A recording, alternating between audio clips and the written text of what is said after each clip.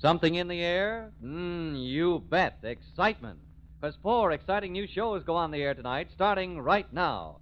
ABC brings out its first Monday night surprise package labeled Dashiell Hammett's Fat Man. The Fat Man is the stalwart detective whose huge size doesn't slow up his progress a bit when it comes to sleuthing. And speaking of detectives, you'll want to meet hard-talking Ross Dolan, played by William Gargan. His business is crime. In his words, I deal in crime. And he follows in half an hour. And then the Dean of Music Makers, Paul Whiteman, and his new show, Forever Tops, the top tunes that will live forever. Paul Whiteman plays them on Forever Tops. And did you know that your top stage and screen laugh favorites, Jimmy and Lucille Gleason, have opened a diner? What a diner. You see, that's what we meant when we said excitement in and on the air tonight and every Monday night on ABC. Right now, let's take a trip into adventure with Dashiell Hammett's Fat Man. Wait, 247. Fortune, danger. Who is it? The Fat Man.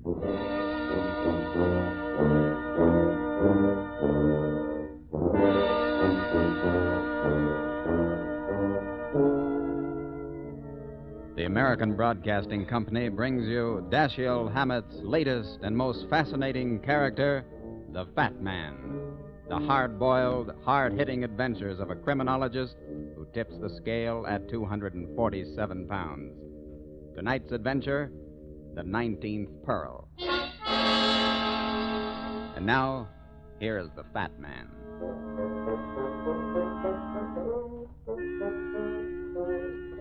One of the worst things about being fat is feeling thin. That extra load you carry around is something you never think about till you bump into a full-length mirror or drop a penny into a drugstore scale. Even then, you don't feel fat. The only time you really feel it is when you run into a beautiful woman.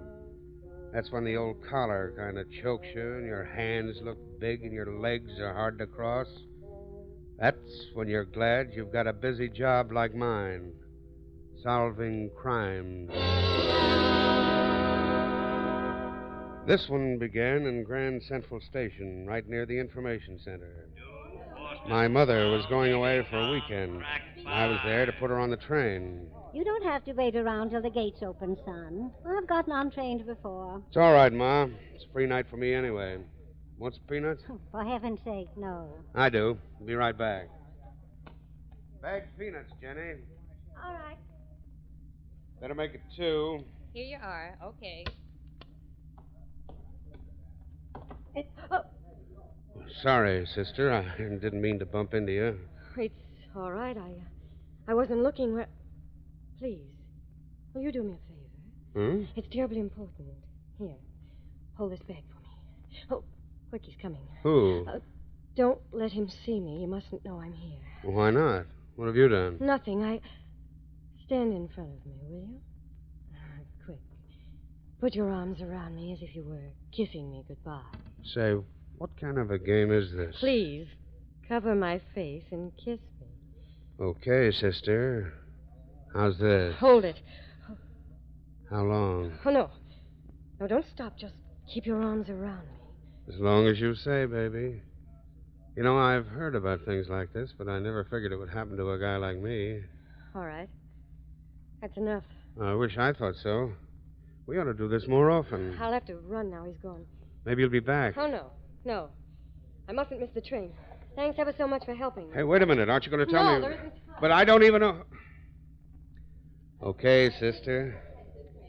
2 ships that pass in the night. Well, that was a fond farewell. Who was it, dear? I don't know. What? Never saw her before in my life. Is that why you were kissing her? Don't make a romance out of it, Ma. She just borrowed me for a quick hug, and that's all there was to it. Well, I don't know that it's wise to kiss strange women in stations, son. Have you still got your watch? I've got more than my watch, Ma. I've still got her bag.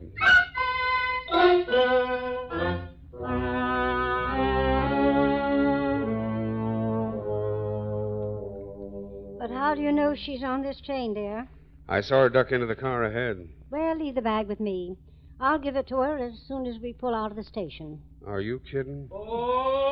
Son, we're going to start in a moment. It's all right. I'll ride up to 125th Street. Just to give her back her bag? That's a good enough reason. Well, be sure you get off at 125th Street. Oh, we're moving. Okay, Ma. I'll take the bag up to her now. What's the matter? That dame's on the platform. I'm getting off. Careful, son. Watch your step. Sure. See you later. Bye.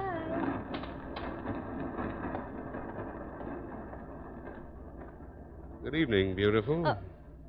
Oh, you frightened me. I didn't the last time. Want to play some more? I don't think so. Well, don't go away. I still got your bag. Oh, well, thank you. What's this all about, kid? Who'd you knock off? I beg your pardon. You must have done something. Otherwise, you wouldn't be running away. Why not? Can't I be running away from danger? There's a man following me. The guy on that train? How did you know he was on it? Simple arithmetic. You got on to give him the slip. He must have followed you. Otherwise, you wouldn't have got off. That's exactly what happened. What else happened? I don't know what you mean. Come on, kid. Tell me the truth or I won't help you. I don't know that I want you to help me. Okay, sister. I'll walk right out of the picture. No, wait. Changed your mind? No. A man who's been following me changed it. Huh? He's standing right over there on the platform.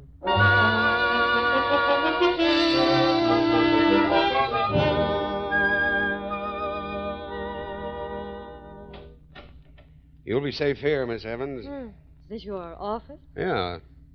Step in. Thank you. Sit down. Make yourself at home. Every chair in this place is comfortable. Have you sampled them all? Every one. There's one thing I hate. It's sitting on hard wood. Have an apple, Miss Evans? No, thanks. Awful good. No, thanks. Well, tell me now. How long has this guy been following you? About 3 days. And you don't know who he is? Or what he's after? No. What do you do for a living, Miss Evans? I'm an actress. On the stage? When I'm working. Maybe I've seen you. Not in New York. I haven't done anything here yet. Rich daddy? No. No daddy at all. And what keeps you in those gorgeous clothes? I have a private income. My father left me some money. Those beautiful pearls, too? These aren't real. Aren't they? Let me see them. Don't you believe me? No. Why not? Because you're not a very good liar. What?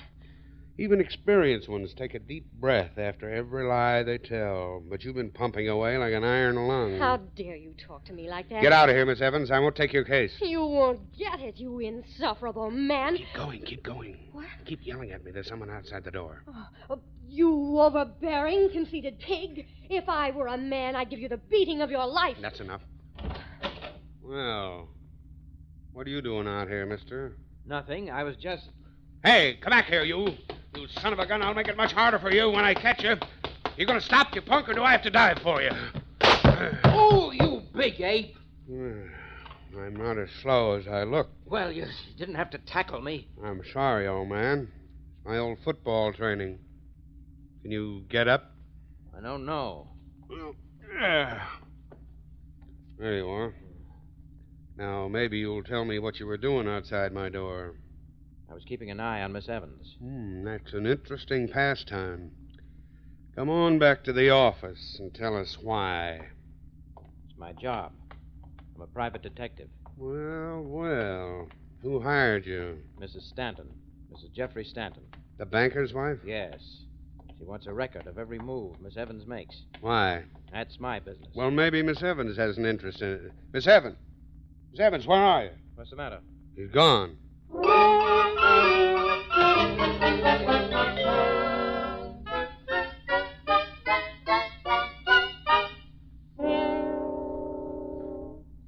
A gentleman to see you, Mrs. Stanton. Who is it, Carl? He refused to give me his card, madam. He simply said the fat man is calling.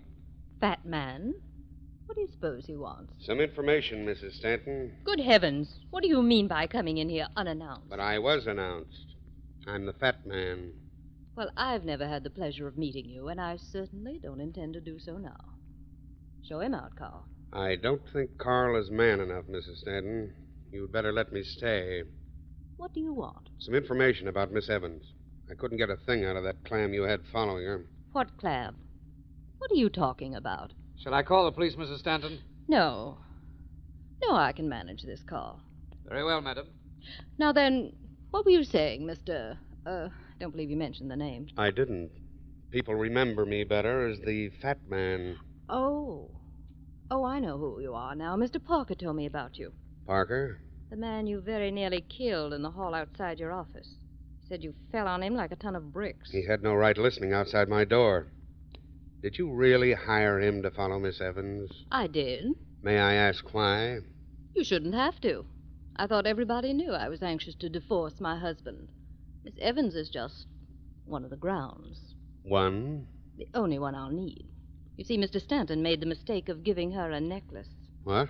Quite an expensive one, in fact. Matched pearls. Oh, I see. You seem disappointed. In Mr. Stanton? No, in Miss Evans. You're not a friend of hers, I hope. Are you sure he gave her that necklace, Mrs. Stanton? Well, I believe it was a gift. I've never inquired. I don't really care to know how these arrangements are worked out. In other words, your husband and Miss Evans... Let's not put it into words, if you don't mind. There'll be enough of that when the case comes up in court. When the case comes up, Mrs. Stanton, you'll have to prove it. And right now, your star witness, Miss Evans, is missing. Oh, not really missing, unless something's happened to her. What? I don't know. Frankly, I don't really care. Parker will find her sooner or later. Where? Probably at my husband's apartment. Oh. Doesn't he live here? No, not regularly. Well, after meeting you, Mrs. Stanton, I can't say I blame him.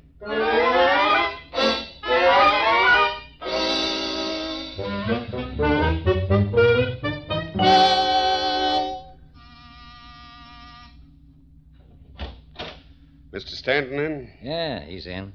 O'Hara. What are you doing here, Captain? Come on in. I'm waiting for the medical examiner. Oh. Who's dead?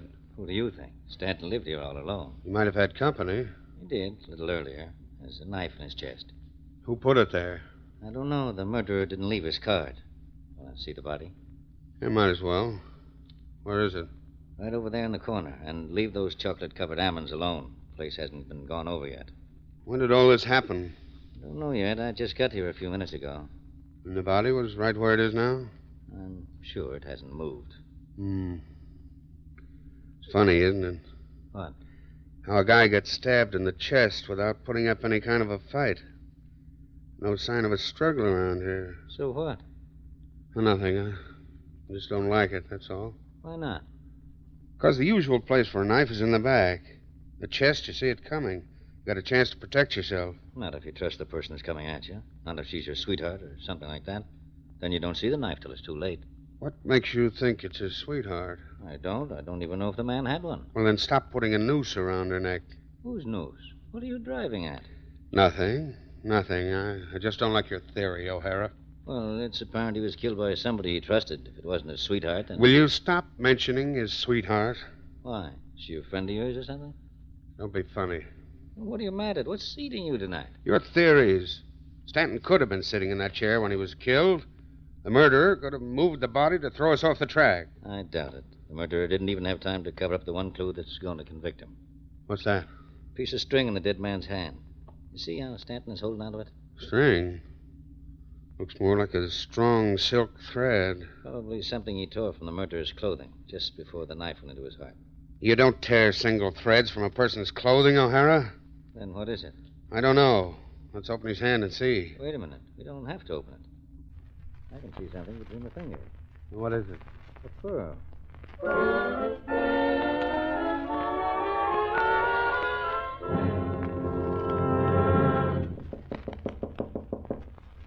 Miss Evans. Miss Evans, if you're in your room, for the love of Mike, open up. Who is it? The fat man. Alone? Yes, open up, will you? Well, what's wrong? Plenty. I've got to talk to you like a Dutch uncle. Oh, wait a minute. You can't come in. Shut up. You're in trouble, kid. I'm going to find out just how much. Where did you disappear to when I went after that guy that was following you? I Ran down the stairs. Why? That's what I want to know. Why? To get away from him, of course. I knew you wouldn't let him follow me. I wish I had. Where did you go? Home? That's a lie.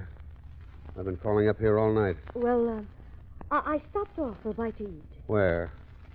At Mr. Stanton's apartment? What? I don't know what you're talking about. Come on, baby. Tell me the truth. I know half of it now. I want the other half, or I'll call in the cops. What have I done that's wrong? Lots of things. Most of them aren't my business. But murder is. Murder? You heard me. Don't stand there looking from one of my eyes to the other. Even a lousy actress can look innocent. She's beautiful enough. Why do you keep saying I'm beautiful?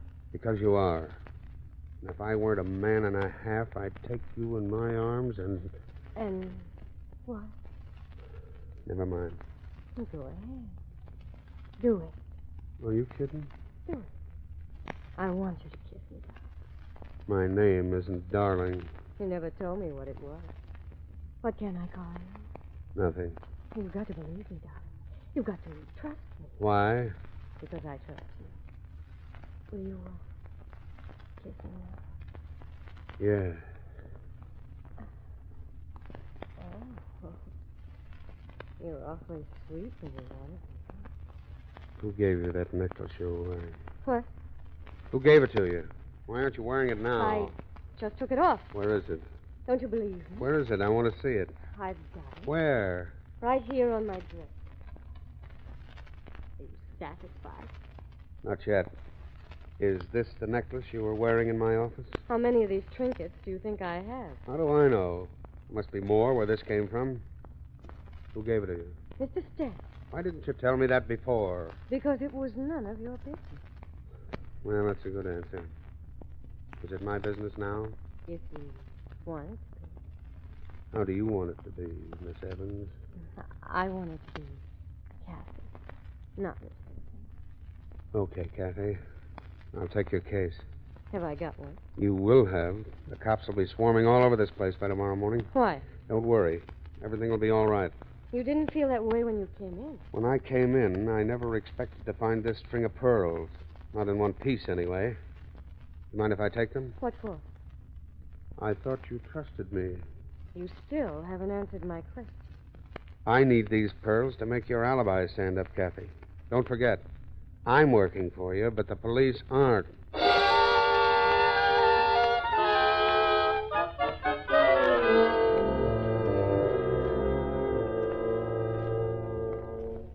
You're sure these pearls were bought here, Mr. Werner? Quite sure. I matched them for Mr. Stanton myself. No chance of a duplicate set looking exactly like these. Very unlikely. Pearls are almost as individual as people. That's why they're so hard to match. I see. This is your clasp, of course. Oh, yes, it was made here. And the string? Oh, the string might be anybody's. There's nothing distinctive about a string. But the pearls are distinctive. Quite. Why did Mr. Stanton rearrange them? You mean they're not in the right order? Oh, the order is correct. But I only counted 18. What? The big one in the center is missing.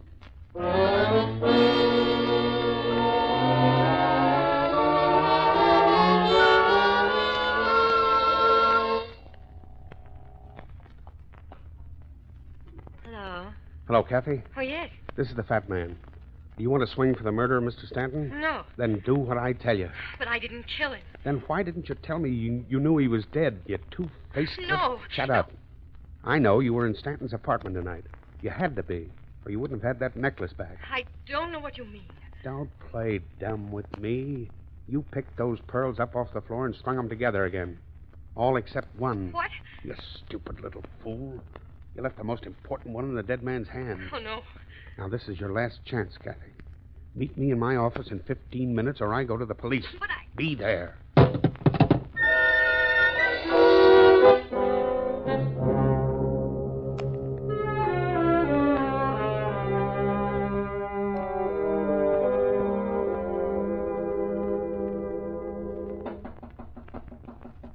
Yes? It's me, Kathy. Come in. What? Mr. Parker, what are you doing here? Waiting for you. The fat man sent for me. Where is he? He'll be back. He stepped out for a few minutes. Oh? Come on in. Don't be afraid. Well, Come on. The fat man wants me to show you something. What? Look over there on top of the desk. See it? What is it? A pearl. The largest one of the set. And what's it doing here? That's the fat man's business. He just wanted me to show it to you. Recognize it? I don't know very much about pearls. Then you wouldn't be interested in buying it. Not from you. Who told you it was for sale? The fat man. He offered it to me for... What's the matter? There's a microphone hidden in this bowl of fruit. The fat man must be interested in your reactions. Where do the wires go? Over here, to the window and down the side of the building.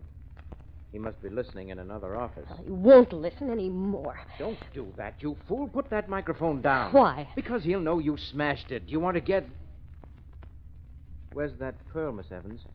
I beg your pardon. That pearl. You took it off the desk while I was at the window. Oh, you're mistaken. I haven't been near the desk. Come on.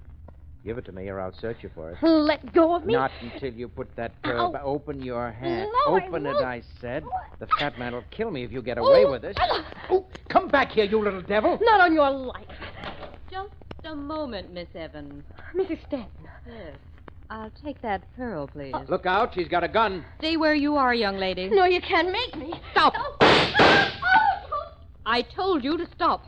You're wanted by the police for the murder of my husband.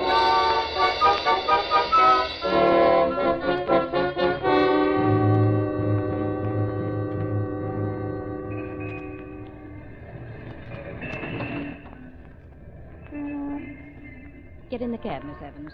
Where are you taking me? Get in. I'll watch her, Mrs. Stanton. Thank you, Mr. Parker.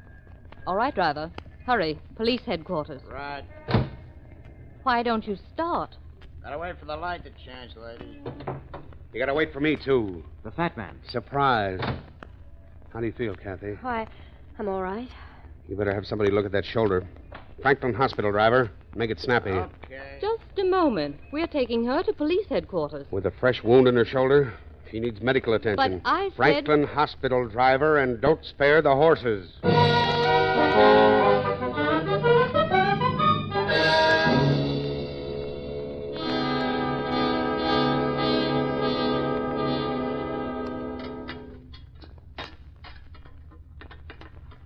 How is she, Doc? Oh, she'll be all right. Bullet just grazed her shoulder. You're very lucky, Miss Evans. You mean you're very lucky? Don't you know it's against the law to go around shooting people? I couldn't let her get away with that pearl, could I? Why not? That isn't the one they found in your husband's hand. That's just a hunk of paste. But you told us all to come to your office so you could trap the one who tried to steal it. How did you know that?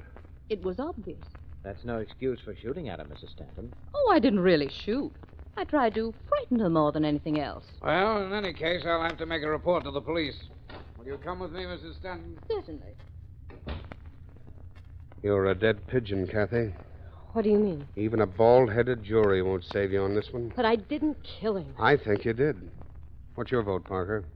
I won't say until I've heard all the facts. But you know all the facts. Didn't you follow her to Stanton's apartment late this afternoon? Yes, I did. Well, how long was she there? About 20 minutes. And she went right to the railroad station as soon as she left his apartment. But I didn't kill him. He was dead when I got there. Then why did you pick up the pearls and string them together again? Because I knew I was being framed. Somebody put that necklace in Mr. Stanton's hand. That's a good one. It's true. I didn't have the pearls when I went to his apartment. What? They were stolen from me this morning. Can you prove that? No, Can you prove it to me, Kathy? I don't know. Look at me. I'm looking. I didn't kill Mr. Stanton. I swear I didn't. That's not good enough, Kathy. But I'll tell you what I'll do. I'll help you get out of here. What? I'll give you a head start on the police. Don't be a fool. Mind your own business, Parker. This is my business. If she killed Stanton... Go on and give her a break, will you? No, I'm just as responsible as you are. You can't make me a party to this. Then turn your back on it. You're crazy. It's a felony to assist a criminal. I'm going to call the police. Get away from that phone. For heaven's sake, use your head. They'll catch her anyway. Get away from that phone, I said. No, don't. I can't run away. It'll only make it look worse. Why, of course. The sooner we call the police, the better. Hello? Hello. Get me the police department, please. Yes, sir. You're not going to make that call, Parker. What? You're not going to make that call if I have to pick up one of these knives and jab it into your ribs. Yeah, put that down. Put that down, you fool. Now, you see, Parker? Even on short notice, a man reaches out for the murderer's hand, the hand with the knife. What? Don't you understand? When a man comes at you with a knife, you reach for his hand, not for his throat. What are you talking about? Stanton. He couldn't have torn those pearls off Kathy's neck. If she came at him with a knife, he'd have grabbed for her hand the way you grabbed mine. You mean she was framed? You guessed it. She was framed by a guy who knew every move she made. A guy who knew when he could steal that necklace and plant it in Stanton's hand at the most effective time. Who fits that description, Parker? Who knew every move Kathy made these last 3 days? Well, why are you looking at me? Because you're it. You wanted Stanton out of the way so you and Mrs. Stanton could get married and live on Stanton's dough. You're no private detective. I found that out 5 minutes after I met you. Drop that knife and stay where you are. I've got a gun. Look out, Kathy. You may use it. I will if you don't get out of my way. Hello? That phone's open, Parker. You're giving the police your whole confession. What? It's... Oh! Hello? Hello? Take it easy, Captain. I'm bringing in a murderer.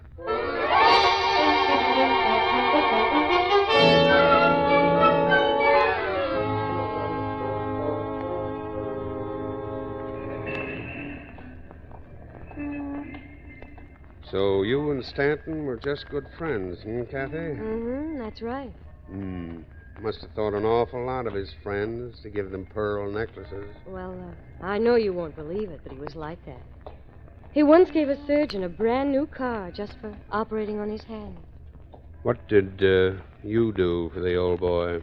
I went out with him, let him take me to shows and things. Well, here's where I get off. Am I home already? This is it. Night, Kathy. Oh, wait a minute. Am I ever going to see you again? I don't know. Why not? Don't you like me? Sure. I like all beautiful women. The trouble is, I fall in love with them. And what's wrong with that? Having to fall out. So long, Kathy. Remember, nobody loves a fat man.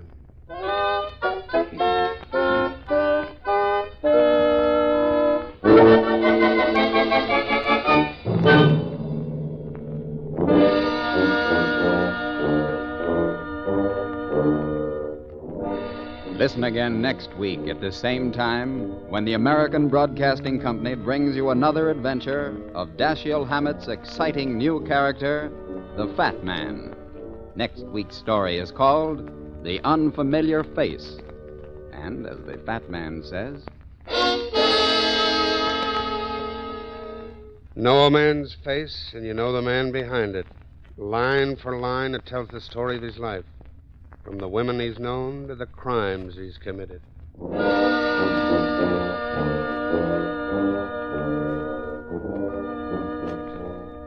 Tonight's adventure of the Fat Man, played by J. Scott Smart, was directed by Robert Sloan. Bernard Green composed and conducted the original music. Hold on to your nerves. Next comes a guy who keeps busy chasing fugitives and frails.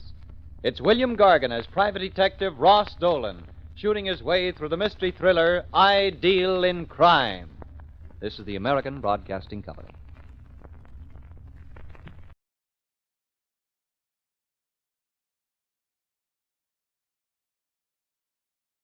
Hollywood, California, Monday, June 8th.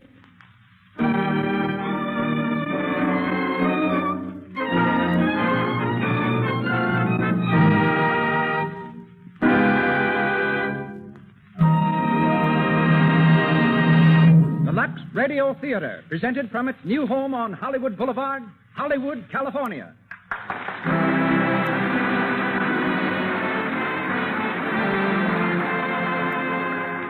Lux presents Hollywood. Such great personalities as William Powell, Myrna Loy, W.S. Van Dyke, Theda Bara, James Seymour, Minna Gamble, Porter Hall, and many others will take part in this presentation sent to you by the makers of Lux Toilet Soap, the beauty soap of the stars. Appearing before a distinguished Hollywood audience, Mr. Powell, Miss Loy, and a cast of 18 great players present the play that has broken box office records from coast to coast, The Thin Man.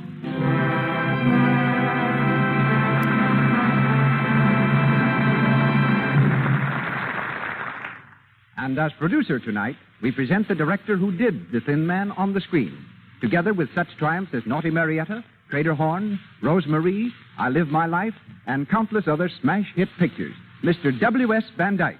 Mr. Van Dyke.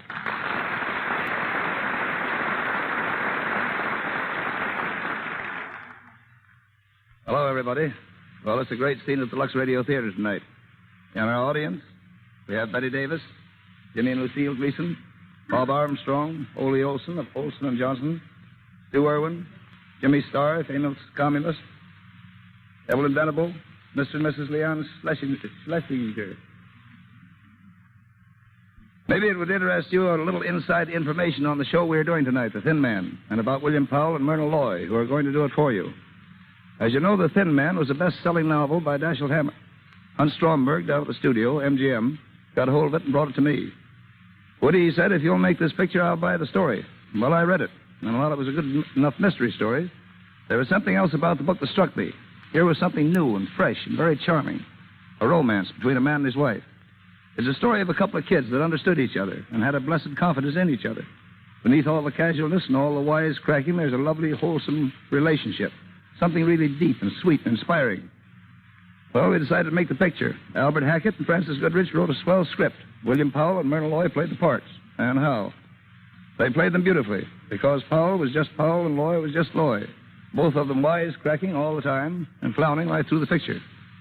I suppose you know that plenty of motion pictures take from 2 months to a year to shoot. We did The Thin Man in 16 days, retakes and all. Of course, it wasn't a pretentious picture. We didn't make it as one. I hate epics. But it is evident that people liked it. It has been very interesting to study out how they could tell this story on the radio. Bill and Myrna have had a lot of fun getting it ready for you, just as they did making the picture. And from the original story, from the original motion picture cast, we have, and are fortunate in having, Minna Gombo, Porter Hall, William Henry, and Thomas Jackson here tonight. So here we go, with William Powell and Nick Charles, and Myrna Loy as Nora in The Thin Man. Here they come, Bill Powell and Myrna Loy.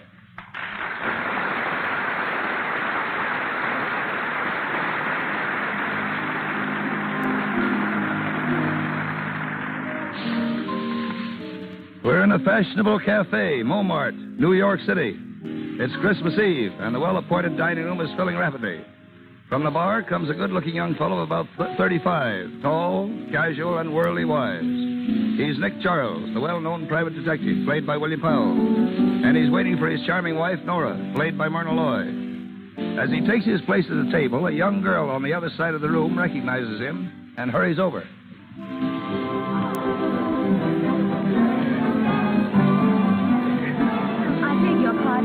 Aren't you Mr. Nick Charles, the detective? Yes, I'm Nick Charles. I thought I recognized you. My name is Dorothy Winans. Oh, yes? How do you do? Do you mind if I sit down for a moment? No, but I'm expecting my wife in a few minutes. You don't mind explaining your presence to her? Oh, of course. That's my fiancé over there at the other table. Oh, well, that makes everything all right, doesn't it? Sit down. Thank you. Your name is, Dorothy Winans. I'm Clyde Winans' daughter. Clyde Winans. Oh, yes, of course. Your father was having some trouble about one of his inventions a few years ago. I handled the case for him. I know. That's why I want to speak to you now. Oh. Well, I'm not practicing anymore, Miss Winans. You see, I've retired. Please, Mr. Charles. I need you. Oh. What seems to be the trouble? It's Dad. He went away about 3 months ago, and I haven't heard from him. Not a word. I'm worried sick. Oh, I wouldn't if I were you. After all, he's an inventor. He gets an idea he wants to work on. It's only natural that he should hide away somewhere. He's done it before. Yes, but never for 3 months. Did you see him before he left? No. Mr. Macaulay was the only one he spoke to. Well, Macaulay and Julia Wolfe. She's Dad's secretary. Julia Wolfe. Oh, yes, I believe I met her. Macaulay is your father's lawyer, isn't he? Yes. His lawyer and his secretary both speak to him before he leaves, but no one knows where he went. He wouldn't tell them. What about your mother? He wouldn't tell her either? No. Mother and Dad aren't... They haven't seen each other for some time. Oh, I see. Well, I don't know just what I can do for you. Why don't you speak to Macaulay? Maybe he's heard from your father and forgotten to let you know. Oh, well, I'll call him now. That's the girl. Let me know how it turns out, will you? Of course. I'll be back in a few minutes. I'll be here. Madam, you can't bring that dog in here. Dogs aren't allowed. I'm sorry, madam. I'll be here, Aster. Aster, come here, boy. Here. Down, boy. But, madam, down. it isn't only your dog. If we allowed everyone. Oh, here you are. Aster. Quiet, Aster. Quiet. Hello, Nora. I hear you brought the dog. I didn't bring him. He brought me.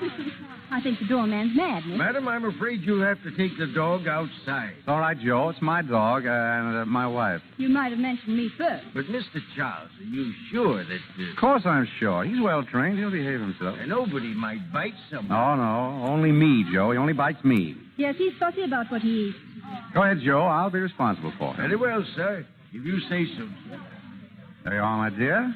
See what an influential husband you've got? You do stand in with doormen.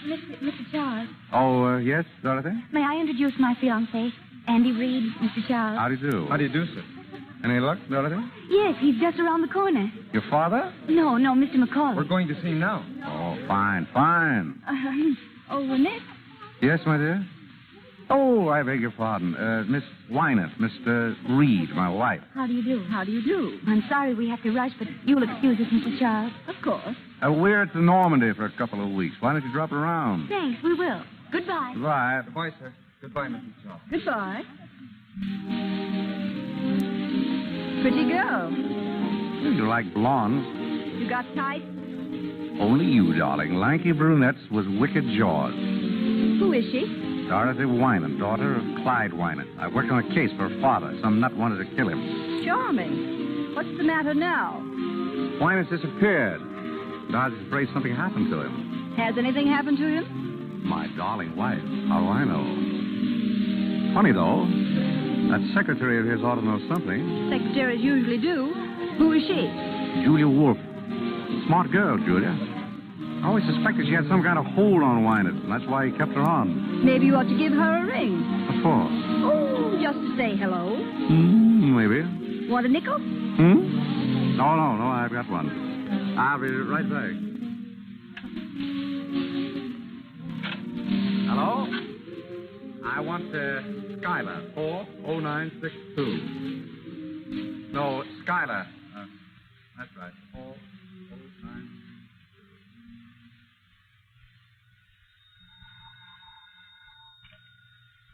Hello? Yes, Julia Wolfe speaking. Who? Oh, hello, Mr. Charles. Yes? What was it you wanted to... Oh, no, I don't. He didn't tell me. Not a word. I'm sorry. That's all right. Goodbye. Morelli.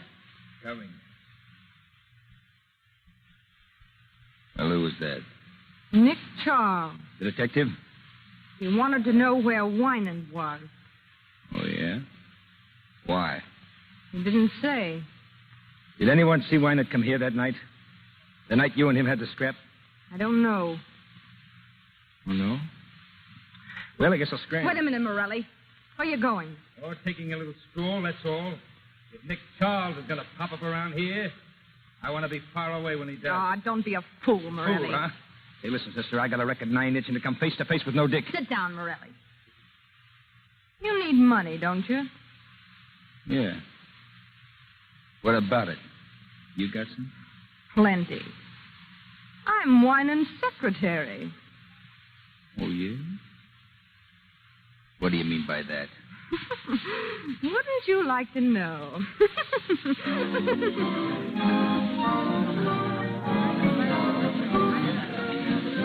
Your friend Pierre serves good dinners, Nick. All right. You still didn't tell me what Julia Wolfe had to say. Nothing. She didn't know where he was, that's all. Finished? Finished. Let's get out. We'll grab a cab and get back to the hotel. Ready and willing. Where's my purse? Come on, Esther. Joe, call me cab.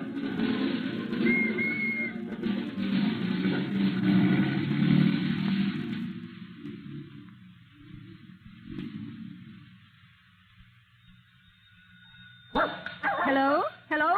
Asta, be quiet. Stop it. Hello? Yes? Who is it? Miss... Oh, he is. I see. Thank you. Oh, Nick. Yeah? It's Mr. Macaulay. He's on his way up.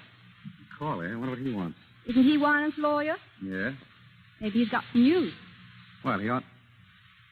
Say, you're worrying an awful lot about this business. Forget it. I'll open it. I'm Mrs. Charles. Come in, Mrs. Charles. Hello, Macaulay. Hello, Charles. Well, how are you? Fine. Sit down. Thanks.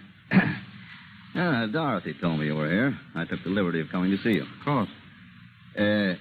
Charles, what's Mimi up to? Mimi? Oh, Dorothy's mother. Does she have to be up to something? She usually is, trying one way or another to get money out of Wynant. I wanted to find out if you were, sleuthing for her. I haven't been a detective 4 years. Oh, you don't say. Oh, my wife's father died and left her a lumber mill, a narrow gauge railroad, and, a couple of other things. I'm looking after them. I see. What's all the fuss about? Is Wynant in hiding? Yeah, you know as much about it as I do. I haven't seen him in 3 months. He sends word through Julia Wolf when he wants money. I give it to her, and he gives it to him. Mine? Hello? Oh, just a moment, please. It's for you, Mr. Macaulay. Your office. Oh, thank you. Hello? What? He is?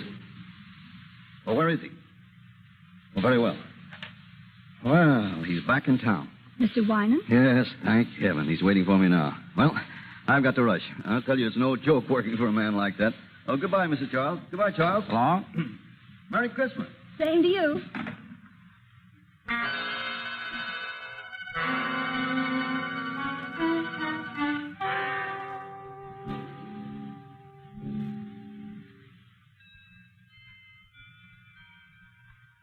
$11:30. Almost Christmas, darling. If that's a hint, you can drop it. You get your present at breakfast, not a minute before. Beef. You know, Nick, I've been thinking. It's funny the way Wynant popped up all of a sudden. Yes. Wasn't it? You think there's anything behind it?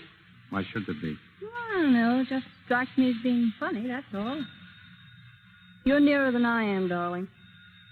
Hello? Speaking. Oh, hello, Dorothy. What? What? When? Oh, I see. Well, yes, of course I'll be here. What is it, darling? Darling, what is it? Julia Wolf has just been murdered.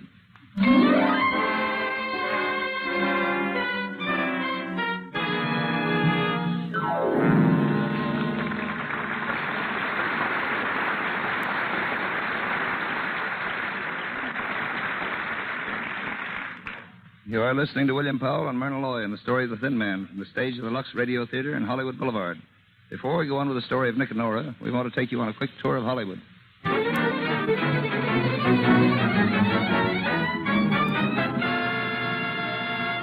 Lobby of the Hotel Roosevelt, where stars and newcomers gather. A young actress just breaking into pictures is telling her friend of her success.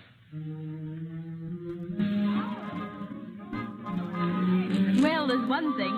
I've got one of the best managers in Hollywood, and that means a lot. Oh, but the rules he's laid down for me. Gee, what do you mean, rules? Well, you'd think I was going into training for the Olympics. I've got to lose 5 pounds. I've got to take lessons in singing and diction, and of course my complexion's got to be perfect. I've got to be more careful than ever not to get little blemishes or enlarged pores and what they call cosmetic skin. Thank goodness I know enough to use Lux toilet soap regularly, the way everybody around here does. 9 out of 10 beautiful Hollywood screen stars use Lux toilet soap and have for years. Here's what the famous Claudette Colbert has to say. When I tell people how simple my complexion care is, they always seem surprised. I use cosmetics, of course, but I always use Lux toilet soap to guard against cosmetic skin. It's easy to keep skin lovely my way. And now on with the show of The Thin Man.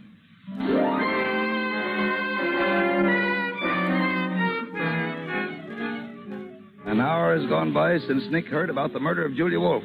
In the living room of their suite at the hotel, Nick and Nora are listening to the radio. A news reporter is broadcasting the latest developments of the case. And here's the latest news of the Julia Wolf murder. The police have found out that the beautiful blonde secretary was the gangster's girl who is spreading the dragnet for one Joe Morelli, said to be hiding out somewhere in the city. In Paris today, the Chamber of Deputies... Never mind the Chamber of Deputies. Joe Morelli, that's what I want to know about. Well, did you get any more information out of headquarters? As much as they had. Julia Wolf was shot and killed about 9 or 9:30. Body discovered on the floor of her living room a little after 11. Who discovered it? That'll surprise you. Mimi Wynant. Dorothy's mother? Right. What was she doing there? I don't know. Where's Clyde Wynant? Still missing. Missing?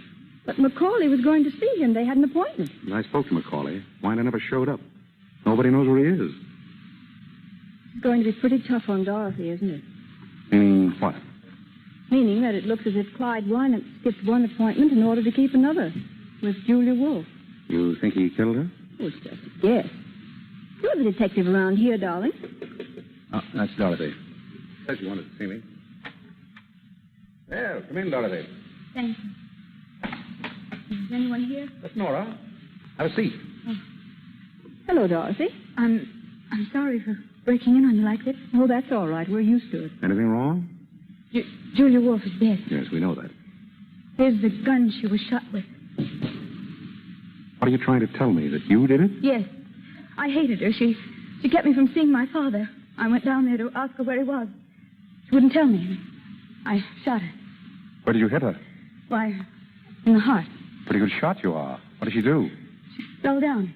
Did she make any sound? Didn't scream? I don't know. Which way did she fall? She fell over backwards. Oh, yes?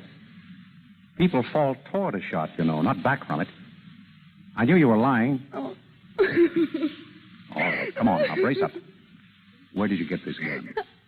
I bought it in a pawn shop. I thought so. Why did you say you did it? Whom are you trying to shield? Oh, please, don't ask me. You got to tell me. Nick, let me handle this, will you? Dorothy, look at me. Nick is trying to help you. Why don't you help him? You were trying to shield your mother, weren't you? No. Your father, then. Dorothy. Yes. My father. Why did you think he did it? Mother was the first one to find Julia Wolf. She saw something in Julia's hand, and she took it. What was it? A watch chain. It belonged to my father. So you think your father did it? I don't know. Did your mother turn the chain over to the police? No, she kept it. She didn't tell them anything about it. But she showed it to you? Yes. Why did your mother go to Julia Wolf's apartment in the first place? She went to ask for money. Oh, money again, huh? Yes? Oh, have them come up, please. Who is it? Dorothy, I wonder if you'd mind waiting in the bedroom. Of course. It'll be only a minute. Well, Nick? It's Mimi Wynant. Alone? She's never alone. Dorothy's brother is with her. Screwy college kid. And some guy by the name of Chris Jorgensen. Jorgensen? Who's he? Macaulay told me about him. A hanger-on type. I think he's after Mimi's dough. But she hasn't any. Maybe that's why she wanted to get some from Julia. I'll take it. Hello. Nick, how are you? Fine. Come in, Mimi.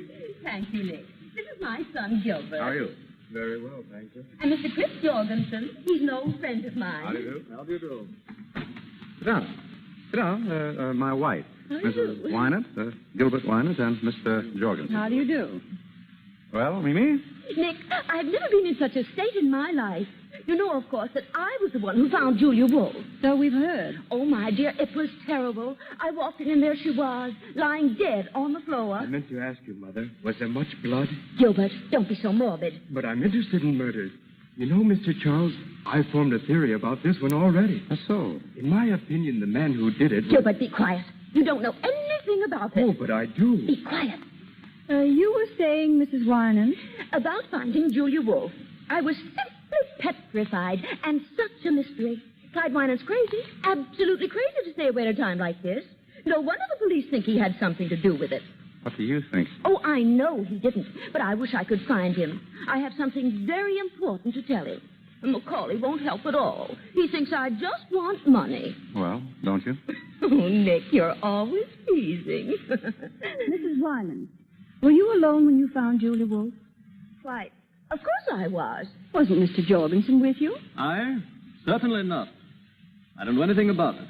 The first word I had that Julia Wolfe was dead was when Mrs. Wyman called me at my club. Oh, she called you? Yes. Why? I beg your pardon. Oh, let's not even talk about it. The thing to do is to find Clyde. And that's what I've come to you for, Nick. You will help me find him, won't you? I'm afraid I can't, Mimi. Oh, Nick, please. Now, Mimi, there are 1,000 detectives in New York. Hire one of them. But Clyde knows you. All you have to do is to get in touch with him and tell him that Mimi says everything is all right, but that I've got to see him. I tell you again, I don't want any part of it. Is that final? Final? Well, if that's the way you feel. He'll turn up. You just help all you can. Give the police every possible assistance. What do you mean by that? Oh, nothing in particular. Oh. Well, we'll say good night. Good night. I'm sorry I can't help you, Mimi.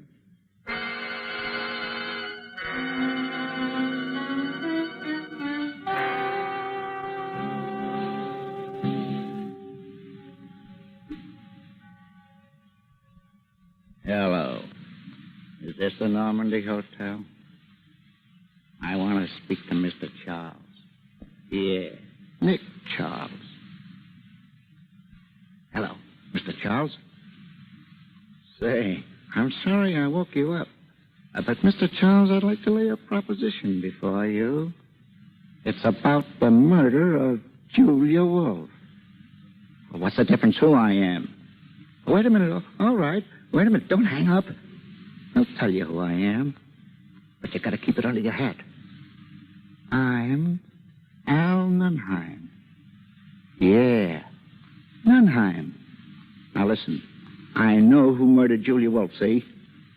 Sure I do.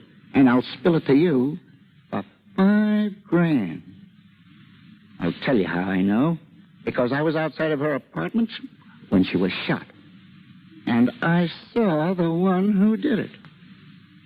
And I'll spill it to you when I get... Hey, wait a minute. Hey, I can't talk now. I'll call you again. Hello? Hello? Hello, are you still there? Hello? What's up? Now what's on? I don't know. Some crank, I guess. He hung up. You better get back to bed and get some sleep.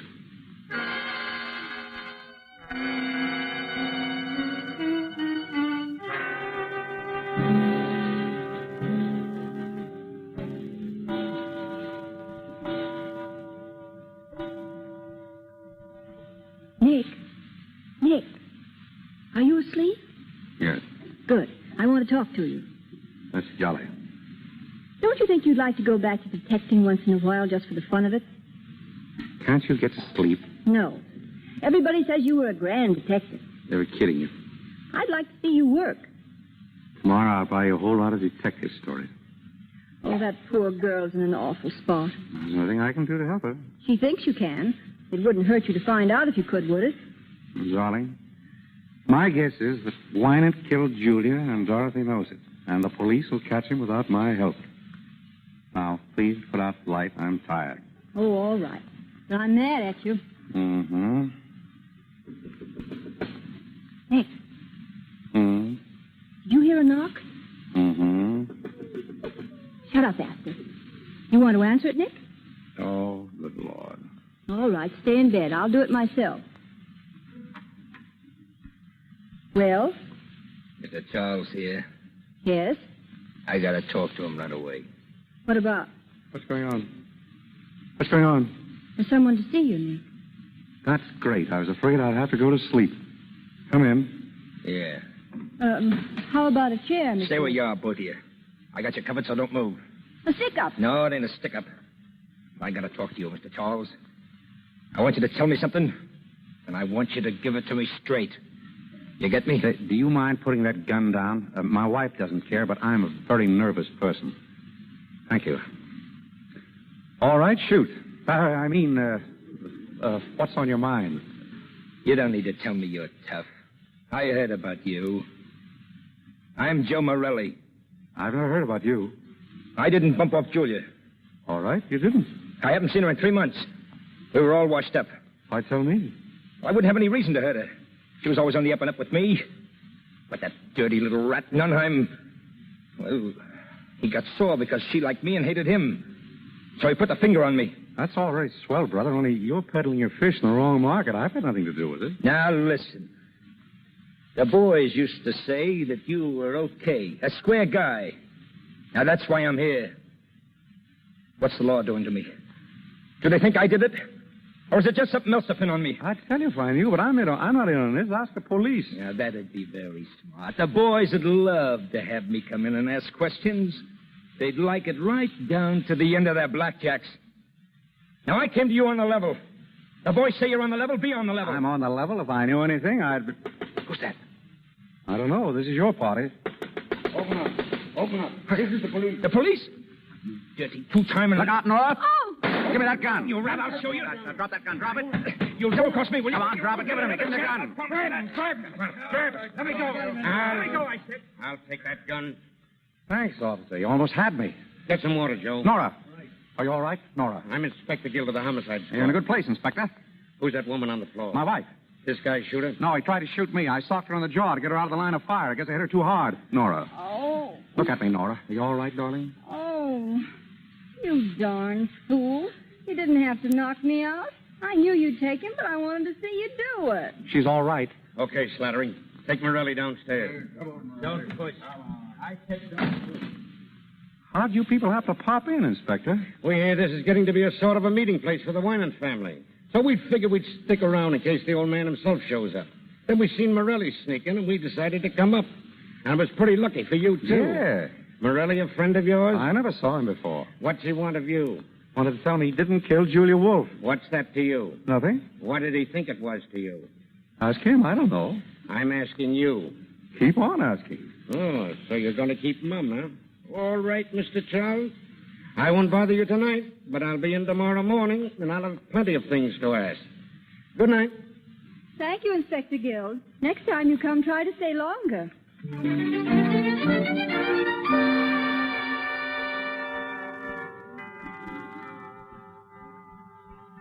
Nick, wake up. It's Christmas. Oh, yeah? Look, here's a telegram for you. It just came. Open it, will you? Probably a touch from somebody. Well? Nick. What is it? It's from Clyde Winans. Listen. Will you take charge of investigation on Julia Wolf murder? Communicate with Herbert Macaulay. Clyde Winans. Where's it from? Philadelphia. Then he didn't do it, did he, Nick? I don't know. Communicate with Macaulay, huh? All right, we'll ask him up here this morning.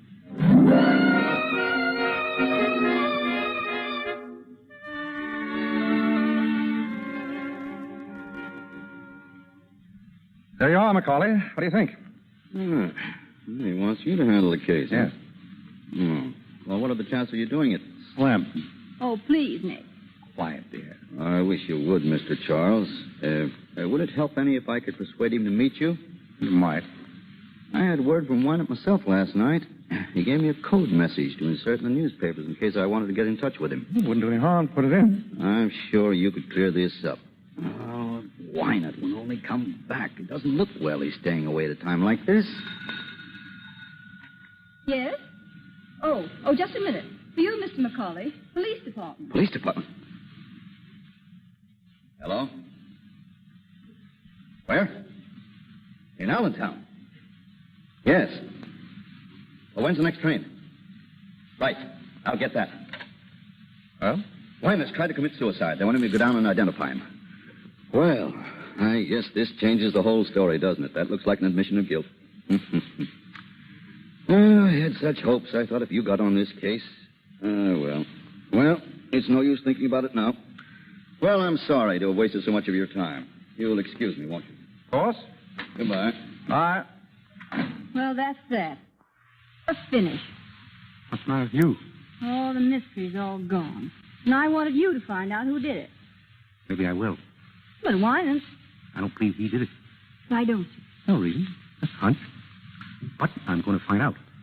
Come on, Dr. Watson. We're going places. I want to speak to Inspector Gill.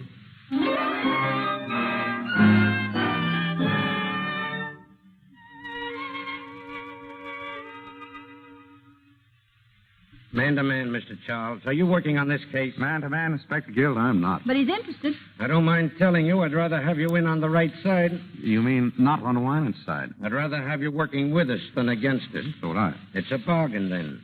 Do you know about the case? I read the papers. And what about the suicide? Oh, that's a phony. The men didn't even have to go down. Yeah, I thought it might be. From now on, they're going to think that every thin man over 6 feet with white hair is Winant. Do you think that Wynant did it? Looks like he planned something. He shut up his apartment and his shop. But there's nothing yet to clinch it. 50 will get you 100 that Winant didn't do it. Who's your candidate? I haven't got that far yet. I don't think that everything points to Winant. What about the alibis? They're all okay. Mrs. Winant, the boy, Dorothy, Macaulay, even Morelli. What about Jorgensen? Huh? Oh, I'll check on that. Well, I'm afraid this is kind of dull for you, Mrs. Charles. Dull? I'm sitting on the edge of my chair. Frankly, I'm stunned. I don't know what to do next. What about you, Charles? Me? No, but I've got a hunch. What is it? I got a call last night. I thought it was from a crank, but I changed my mind. Whoever it was knew something, and I've got a feeling I'll hear from him again.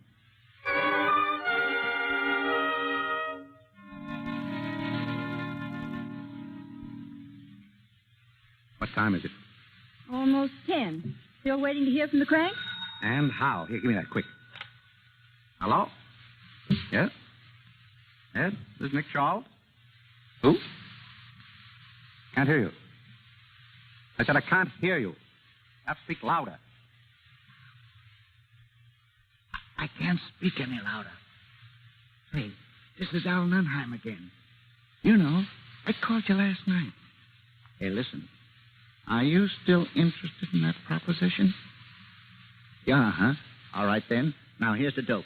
And get this straight. The man who killed Julia Wolf...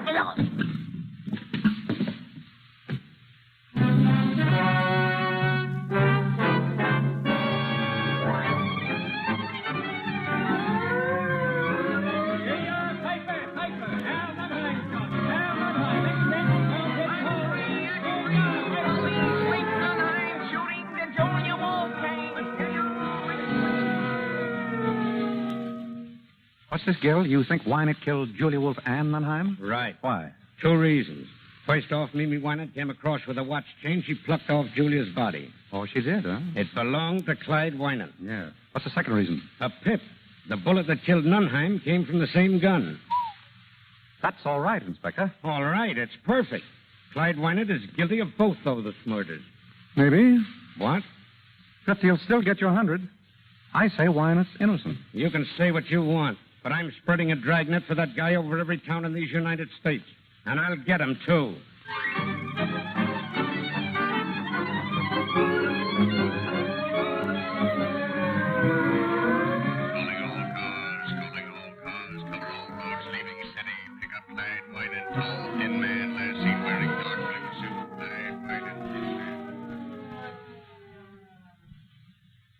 You think they'll find him, Nick? He must be in New York. Probably is. Oh, it's getting me down. I saw Dorothy today. Yeah? What? She's broken off her engagement. What for? Oh, don't ask me. She was a little hysterical. Something about not wanting to ruin her fiancé's life. Daughter of a murderer and all that. Oh, poor kid. Well, see you later, darling. Where do you think you're going? I'm going to take us for a walk. He's just been for a walk. We're going sightseeing, aren't we, Esther? Nick, what are you up to? I've got a hunch. I'm going down to look at Winant's shop. I want to find out why it's closed. Well, why shouldn't he close it? He went away. He went away lots of times when I knew him, but he never closed his shop. I've got a hunch something's up. You mean he might be hiding there? I don't know, but this thing's got my goat. I've got to find out. Nick, I won't have you going down there at this hour of the night. He's a crazy man. He might kill you. It'll be all right. I've got Asta to protect me. All right. Go on. Go on. See if I care. But it's a dirty trick bringing me all the way to New York just to make me a widow. You wouldn't be a widow long. You bet I wouldn't. Not with all your money. You dog. Goodbye, darling. Nicky, take care of yourself, won't you? Sure I will. Don't say it that way. Say it as if you meant it. Well, I believe the little woman cares. I don't care. I'm just used to you, that's all. Sure. So long, darling. Come on, Asta. Come on, come on. Goodbye. And call me, darling, please. I'll be waiting to hear from you. Asta, if you let anything happen to him, you'll never wag that tail again.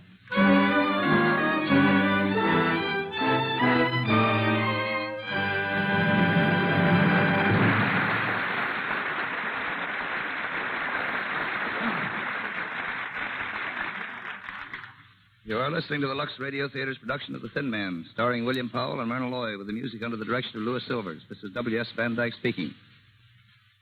We have here tonight the man who wrote the great picture, Lawyer Man, or Bill Powell here. He's a producer, too, but just on the writing end. He's done many great pictures, 42nd Street, The Gold Diggers, King of Burlesque, and lots of others, including an original musical, Ladies in London, which you'll be seeing soon. And here he is, the man whose name you'll see on the screen before the picture starts. One of Hollywood's greatest picture writers, James Seymour. Come here, Jim.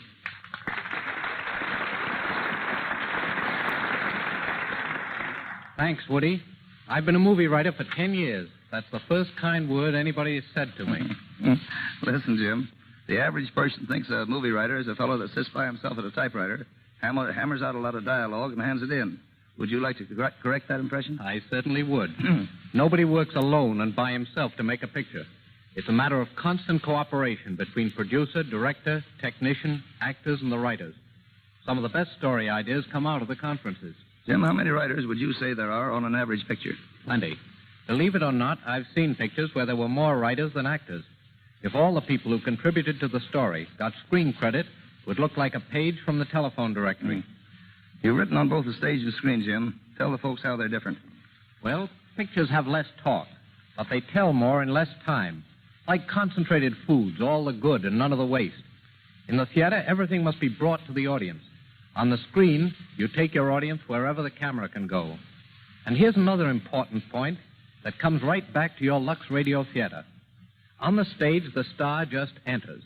But on the screen, she's introduced with a big close-up, a picture of the star's face many times larger than life-size. Every time a movie star's complexion is mentioned in this Lux Radio Theater, I think of those close-ups. Those stars just have to be beautiful. And they found that Lux toilet soap helps them look their best. Producers know it, too. And that's why it's the official soap in all the great studios in Hollywood. Right, Woody? Right on the nose, Jim. Thanks for coming over. Thanks for asking me. Good night. Good night, Jim.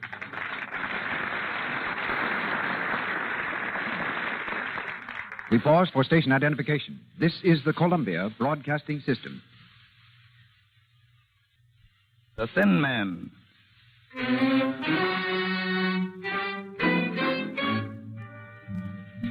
Nick is on his way to Clyde Winer's deserted laboratory in a dark and desolate section of the city. His cab veers sharply around a corner and pulls up in front of a gloomy, old, rickety building.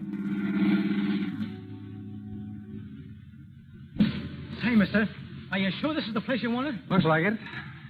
Come on, Asta, jump. How much owe you? $1.20. Or do you want me to wait? No, never mind. Oh, that's good.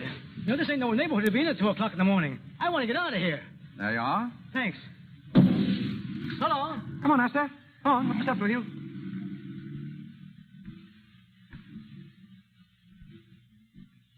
Hello. Nora, what are you doing here? I beat you down. I want to go with you, Nick. Now, listen. No. You're not going in that place alone, and that settles it. Now get out that skeleton key of yours and open that door. I'm here to stay. All right, come on. Test. Darling. Nice neighborhood Winan picked out for his laboratory. I can almost hear the chains rattling. Do you believe in ghosts, Nicky? There we are. Come in. Be quiet. Nick, it's dark in here. I've got a flashlight. We'd like to close the door. Master, shut up. Go on, Nora.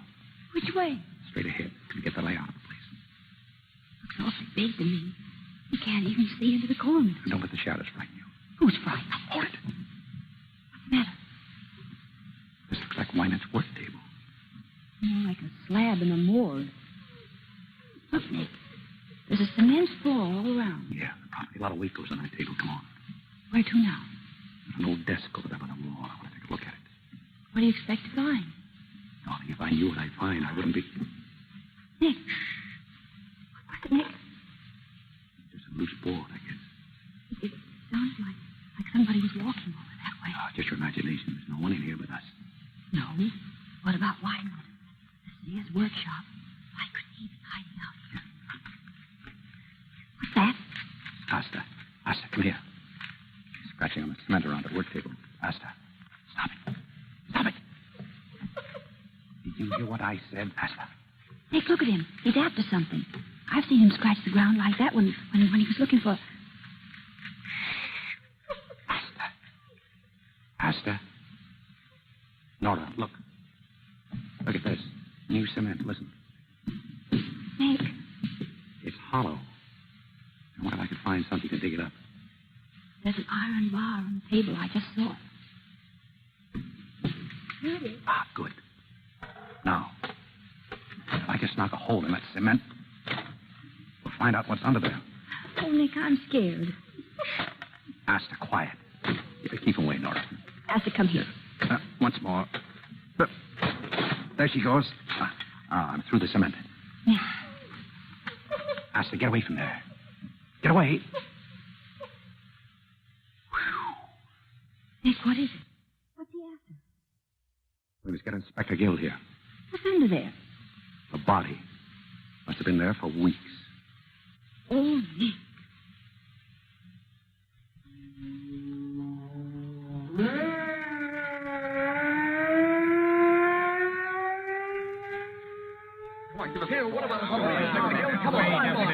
Wait a minute. Wait now, you reporters. You'll get your story as soon as I can give it to you. Until then, you gotta leave us alone. Come on now, get out. Those reporters are enough to drive a guy nuts. Well, you were right, Nick. It was a body. A skeleton, rather, buried in lime. I wonder what Winant had against this one. Did you find any clothes? Yeah, but no identification on them. Just a silver belt buckle with the initials, D.W.R. D.W.R. Who was that? I got a good idea. That case you worked on, the guy who threatened to kill Winant. What was his name? Oh, Rosewater. Yeah, Rosewater. He said Winant tried to steal an invention, didn't he? Yes, but we figured it was just blackmail. Just the same, Winant wouldn't mind having him out of the way, would he? And according to the doc, the body's been there at least a couple of months. That's just about the time Winant closed the shop. Right. Did you put the skeleton under the fluoroscope yet? Half an hour ago. We found the bullet he was killed with and something in the leg bone. An old piece of shrapnel. Shrapnel? Yeah. Why? Shrapnel in the leg bone. He probably limped. What do you mean? Oh, nothing. Well, so long, Inspector. I'm going to pick up my wife, take her home. It's been a long night. So long. Give her my best, will you? Right.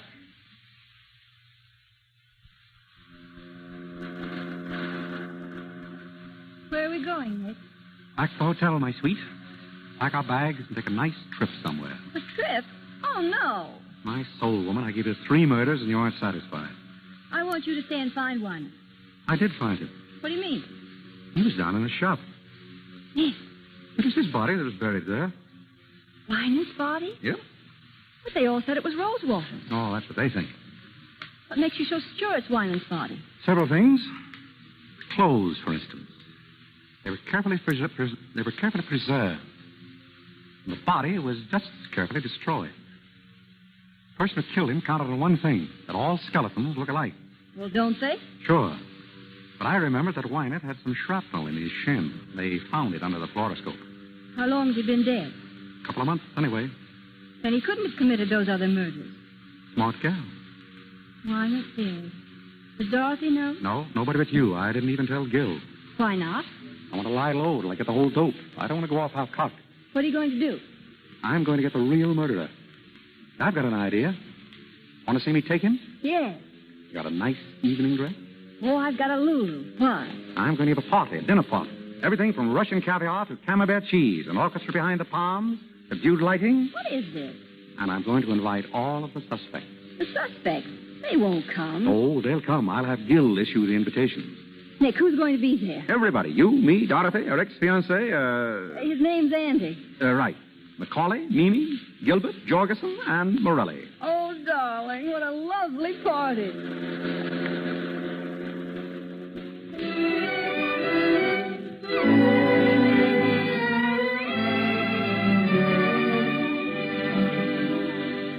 All right, when's the big Good evening, everybody. Mr. Charles, what is the meaning of this? The meaning of what, Mimi? why were we all rounded up like common criminals and brought to the dinner? To eat, Mimi, and talk. Will everyone please be seated? Dorothy here. Thank you. Andy, next to her, please. Oh, but Mr. Charles, Please. Very well. Mimi on the other side of Andy. Mr. Jorgensen over there, please. Very kind, Mr. Charles. Not at all. Mr. Macaulay next. Of course. Morelli? What? Right where you are. Now, say, listen. Sit down. And Gilbert, you can sit just opposite Mama. Mr. Charles, I have a theory. We'll listen to it later. Inspector Guild, you and your men will stand by the door, please. Sure. Fine. Now, Nora, if you'll sit here by me. Delighted, Mr. Charles. Pleasure, Mrs. Charles. Now, we're all ready to begin. Will you please pass the celery, Mrs. Weiner? No, I will not. I demand to know why we are here. Before dinner? All right. I've got some important news. I've seen Winant. You've seen Robert? that level? Certainly, I mean it. That's nothing. I saw him myself. Yes, Mimi? When? Last night. He came to see me in my apartment. Oh, did he? What did he say? He didn't say very much. He wanted to know how I was and how the children were. I'm afraid you're lying, Mimi. You see, I really did see Winant last night. Are you kidding? No. Why didn't you tell me? Why didn't you hold him? Because I found out for certain that he didn't commit the murders. No, that's Wait a ridiculous. minute. Let him have his say. Thank you. Morelli, you knew Julia. Was she jipping Winant? Taking dough on the sly? Well, she don't say she is, but I figure she is, yeah. Thank you. Now I'll tell you why I know Winant didn't commit those murders. 3 months ago, Winant found out that Julia was cheating him and was splitting with some man. He went to find the man, and he did. That man was desperate. He knew that he was caught dead to rights. And at prison, staring him in the face, he took the only way out. He killed Winant. Oh, It's terrible to tell you this way, Dorothy, but your father's dead. dead, He's been dead for 3 months. dead. Oh. Oh, darling, don't cry, please. Oh. Oh, I know it's terrible, but isn't it really better this way? Oh, Andy. Andy. You'd better take her home, Andy. Yes, of course. Come on, darling. Let them out, Inspector. Oh, open up. Oh, don't cry, darling, please. It'll be all right now. Oh, this is absurd.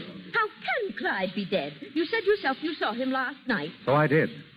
I saw him lying buried in his shop. You mean that body? Was Winant. Perfectly absurd. And the murderer is right here in this room tonight. He's sitting at this table. What? Who is it? I don't know. But I thought if we all had a little get-together, we might be able to find out. I'll tell you as much as I know. This murderer is a very clever man. He planned the whole thing beautifully.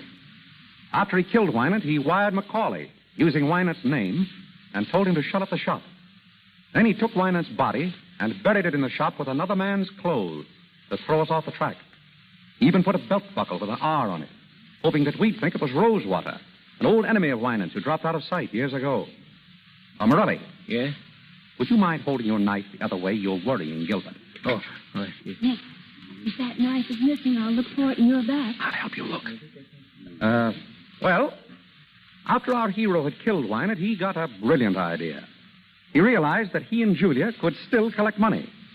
Winant was supposed to be on a trip. No one knew where. So our dinner guest wrote letters to Macaulay, signing Winant's name, so that Macaulay would continue to send the money to Julia. He even telephoned Macaulay. Do you remember Macaulay? The first day that you came to see me. He telephoned that he was in town. Oh, it must have been Winant. I should have known if it weren't his voice. Oh, he was clever about that. He called when you were out. Now, that same afternoon, Julia telephoned him. She said that you were coming, Mimi, to ask about Winant. He got terrified. He was afraid that Julia would break down and tell. So he went to Julia and killed her.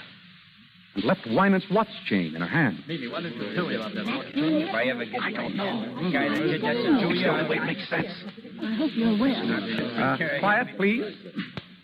His plan was still working beautifully. The only hitch was a man named Nunheim who had found out something. So our hero bumped him off, too. But our hero overlooked just one item. The telegrams, wires, and telephones were all very well, but no one had seen Winant. So the murderer picked on poor Mimi here to strengthen his case. Mimi is the only one at this table who can tell us who the real murderer is. Mimi, who was it who told you to say you'd seen Winant? Nobody told me. I did see him. What did he pay you, Mimi, to stick to that story? It isn't a story. It's true. I did see Winant. He's not dead. You're lying, Mimi. But then you'd do anything for money. You're getting a good price for saying you saw Wynant. I'm not going to stay here and be insulted. Sit down. You're getting a good price, Mimi. But don't forget this. 2 other people were in with him on this deal. Julia and Nunheim. When he thought they might spill something, he bumped them off. You ought to know darn well that he's not going to take any chances on you. What do you want to do, be next on his list? No. And who is he? Who paid you that money? Macaulay. Oh, you dirty little... I think that'll hold him. Oh, boy, what a wallop. Hey, nice work, Mr. Charles. There's your man, Inspector. Mr. Macaulay. I can't believe it. What do you want me to do, wrap him up in cellophane? Pick him up and get him out of here. Come on, boys. Grab him. Let me get a hand up. Nick, you took him. I knew you would. Yeah, another case like this, and I'll develop into a prize fighter. Oh, Nicky, you're grand. You're glorious. I'll bet you say that to all the boys.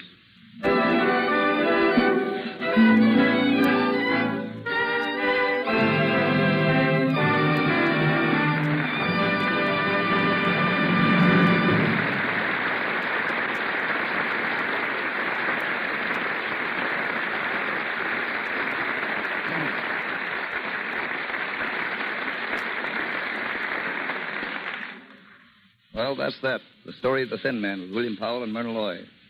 I'm going to get them back out here in a minute to talk to you. As you know, these broadcasts from the Lux Radio Theater are quite an event in Hollywood. And among our many friends here tonight is one of the greatest stars of the silent pictures. I admired her from afar when she was doing such magnificent spectacles as Cleopatra, and I was just an extra. Today, she is the wife of one of our leading film directors. I've known her for many years as a most charming and gracious lady, and I want you to meet her now, Miss Theda Bara.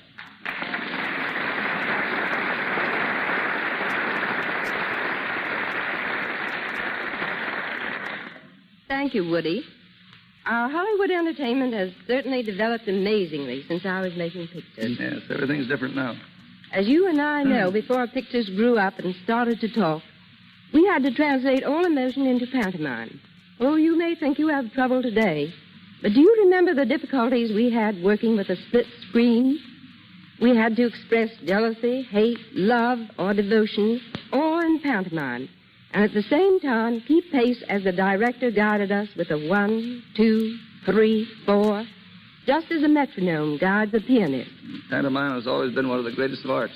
And may I say, Miss Bara, I have always thought that you were one of the greatest masters of that art. Oh, you're very kind, Woody. We worked awfully hard making those pictures. For instance, in making Cleopatra, we had no research department at the studio. I worked myself for months with the curator of Egyptology at the Metropolitan Museum in New York. It was great fun, though. I understand, Miss Bara, you're going to make some radio appearances. Yes, I am. And I'm also going to do some motion picture work. No, that's good news. I'm considering an offer now, running through scripts and ideas. Oh, I just hope everyone will be as happy about another Theda Bara picture as I am. The public has been very good to me in the past. And I know they'll be awfully glad to see you again. I'm sure it'll be a great thrill not only seeing you, but hearing your voice. Thanks, Miss Bara, for joining us tonight. I'm glad I could. Good night.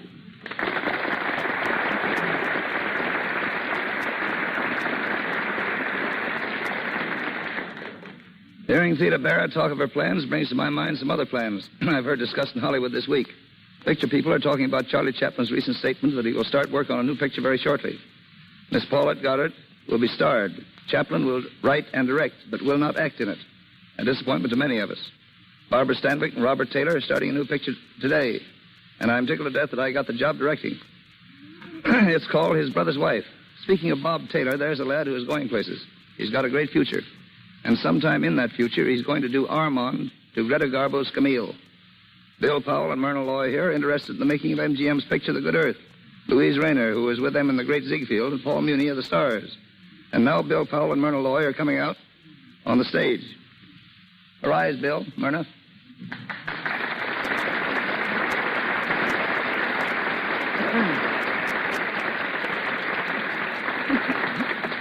Kids, you did a great show. You're really marvelous. What, no retakes? No property man. Yeah, Bill. I'll bet you're glad my property man isn't here. Remember how he used to swat you with a broomstick when you weren't hurrying on the set fast enough? Yes, that Harry Alvarez is a great fellow. He's the most independent cuss in the whole picture business. Listen, Bill, that fellow was with me in the Arctic when we made Eskimo. He was with me in African jungle when we made Trader Horn. And after a man has handled crocodiles, sharks, pythons, and polar bears, you can't expect him to be afraid of a mere actor. There's only one thing I can never understand about that picture, Eskimo, Woody. How did they tell you from the polar bears? He wore rubbers. I wore a hat. It must be pretty tough, Woody, when you have to plow through swamps, jungles, tropics, and the Arctic. I suppose when you call up and say you're going on location, your wife says, oh, yes, location. Do you want the snowshoes or the snakebite medicine? Unfortunately, she doesn't say that. When I say I'm going on location, she just says, you are not. Incidentally, I thought all about that traveling. I thought all about it when the Lux Soap people asked me to do this broadcast. Isn't it funny? In the Arctic, soap is something they like to eat. In the tropics, they use soap for money. And here in Hollywood, soap is something that keeps the stars beautiful. Now, I can see that keeps Myrna beautiful, Woody, but when are you going to start using that? Nice talk, soap? nice talk. What I do use is that. And that's no kidding. Anyway, thanks for coming up, kids. Goodbye, Woody. Goodbye. Bye-bye.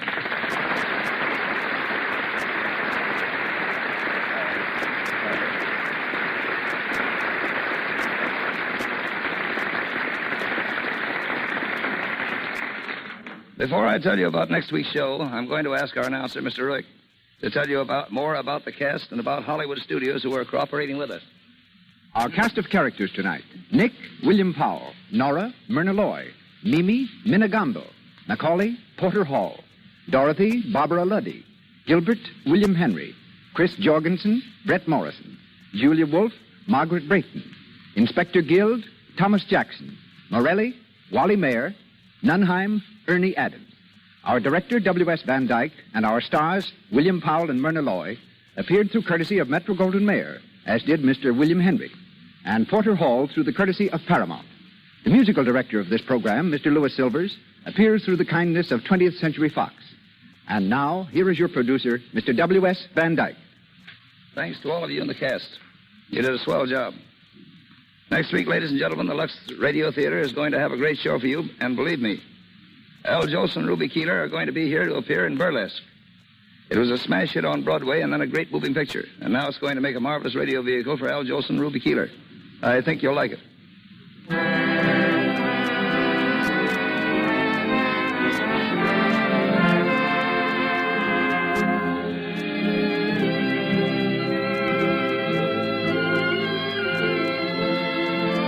Mr. Cecil B. DeMille will return to the Lux Radio Theater in time to produce Burlesque. And you know he'll give you a great show. I've enjoyed being with you all, and good night.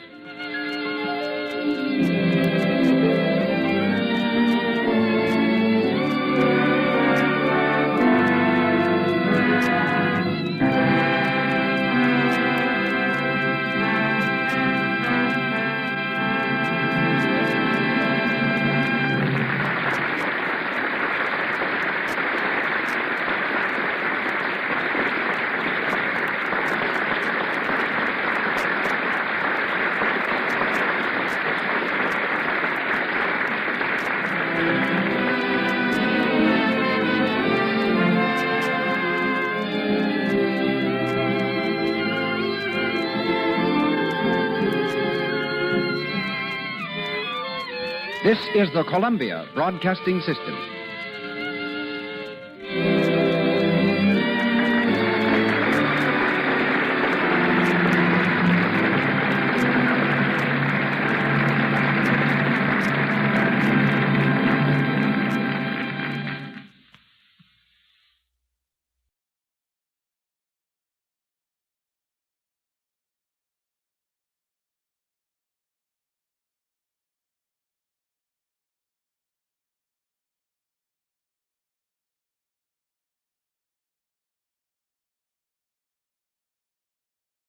Lux presents Hollywood. The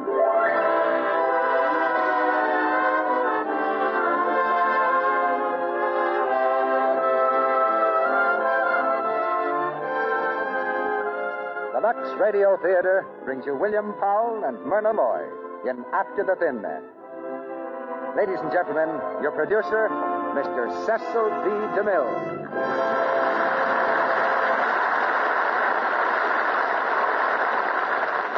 Greetings from Hollywood, ladies and gentlemen.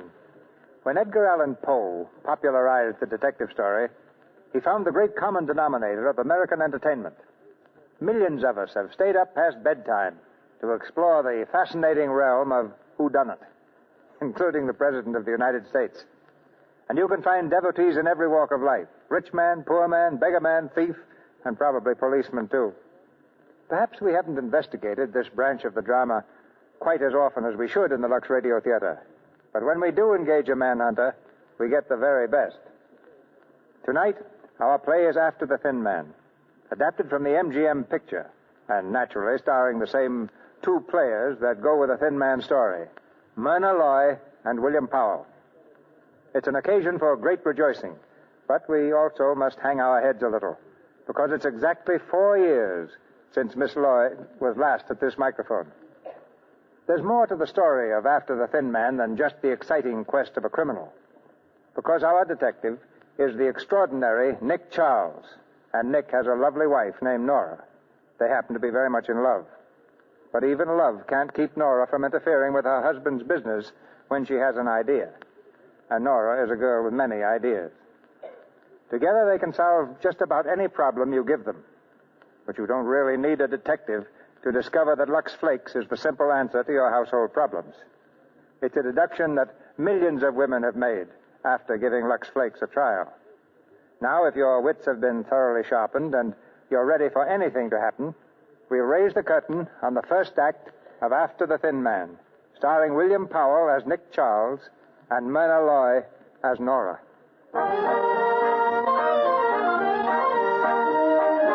The railroad station in San Francisco. Into the dim maze of tracks rolls a mighty streamliner, sleek and shiny after its mad dash across the country. With a final throb of its powerful engines, it comes to rest. From the gate tumbles a crowd of reporters and photographers. They rush breathlessly up and down the length of the platform, eager to be the first to greet the arriving celebrities, Mr. and Mrs. Nick Charles. Where's Nick? What car is he in? He's probably in that car over there. Come on, let's get a statement from him. Is Nick Charles in this car?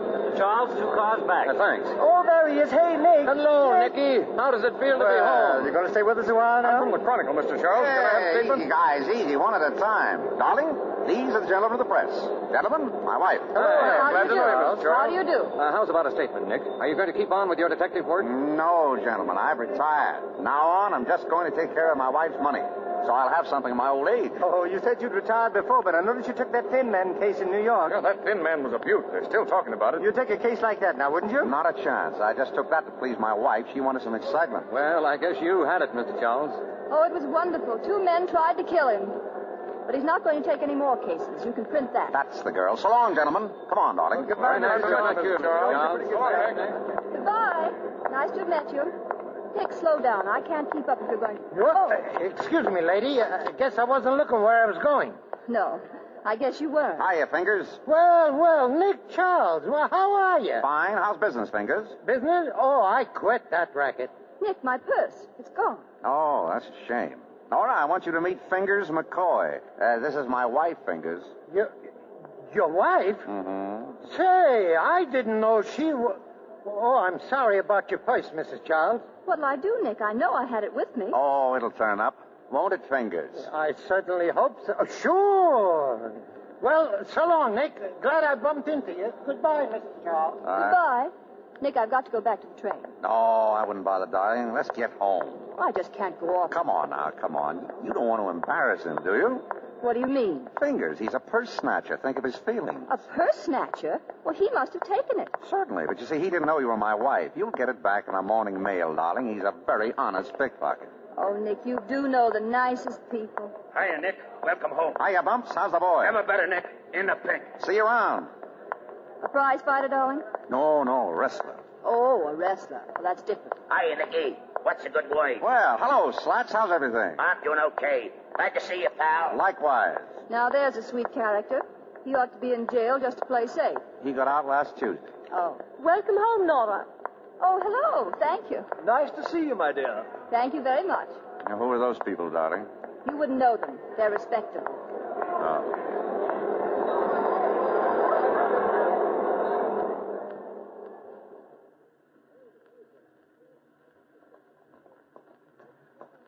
You know, darling, the best thing about going away is coming back home. I suppose you remember that tonight is New Year's. I know. Got your keys, darling? Yeah. I also suppose you've got some ideas on the subject. Very definite ideas. I was afraid of that. I want to lock the doors and plug the bells, cut off the telephone, and crawl into bed for months. Mrs. Charles, you're a woman after my own heart. I won't be awake at midnight, so I'll kiss you now. Happy New Year, Nora. Happy New Year, darling. Hi, folks. What you standing out there for? Come on in. Hey, what is this? Well, it's our house, all right. Come on. Make yourself at home, folks. Well, let's go in, darling. He says it's all right. Oh, well, as long as we're invited. There's the bar right in there. Help yourself. Thank you very much. Okay. What's the celebration? We're giving a surprise party to Nick and Nora. Nick and Nora? Sure. Don't you know Nick and Nora? No, we don't. Neither do I. But that's not going to spoil my fun. It's New Year's, so what's the odds? Go on in. Fake it. It's a cinch. Oh, thanks for the tip. Sure. Get in there and get some of that Napoleon brandy before it's all gone. Oh. May I have this dance, Mrs. Charles? Thank you, sir. You're a gent. Who are all these people? Well, now, let's see. It looks like Mo Stone over there. He's a bookie. The fellow with him is a police captain. And I believe the gentleman in the loud suit runs the pool room. That fellow in the fireman's hat... Never mind. I get the general idea. Mrs. Charles, welcome home, madam. Thank you. How are you, Peters? Never better, Mr. Charles. I'm sorry about the party, sir, but they forced their way in. Yeah, knowing my friends, I can believe that. Nick, I smell something burning. Probably just the living room rug or, If I may be allowed to suggest, sir, that's probably Mrs. Charles' aunt. She's been calling all day and very much annoyed. She wants you to come to dinner this evening, Mrs. Charles. Oh, dear. Goodbye, darling. See you next year. She expects you too, Mr. Charles. Me? Aunt Catherine wants me to come to dinner? Well, there must be some mistake. She couldn't want you, Nick. I'll take it in the bedroom, Peters. Nick, come with me. If it's your Aunt Catherine, get out of it. No more family dinners. I wouldn't go through that again if you had twice as much money.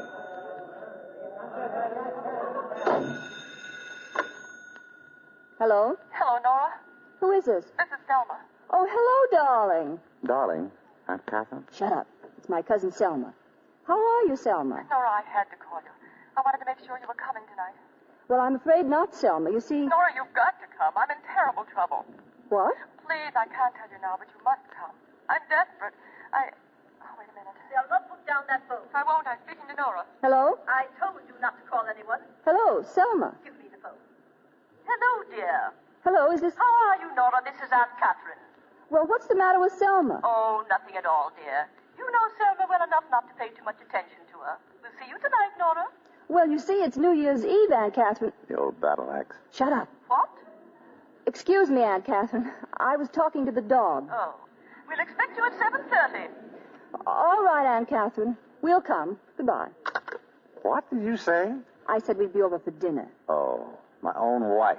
I'm sorry, Nicky, but I had to do it. It's Selma. She's in trouble. You like Selma, don't you? Not as much as that.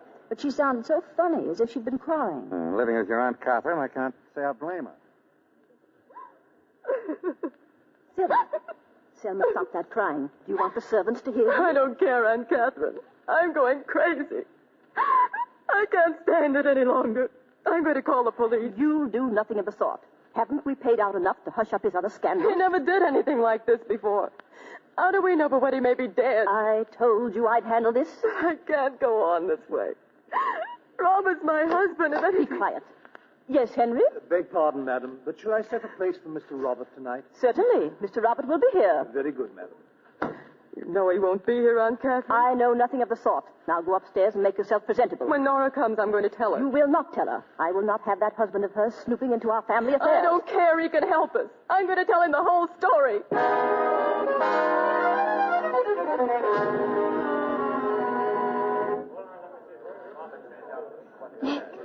Nick.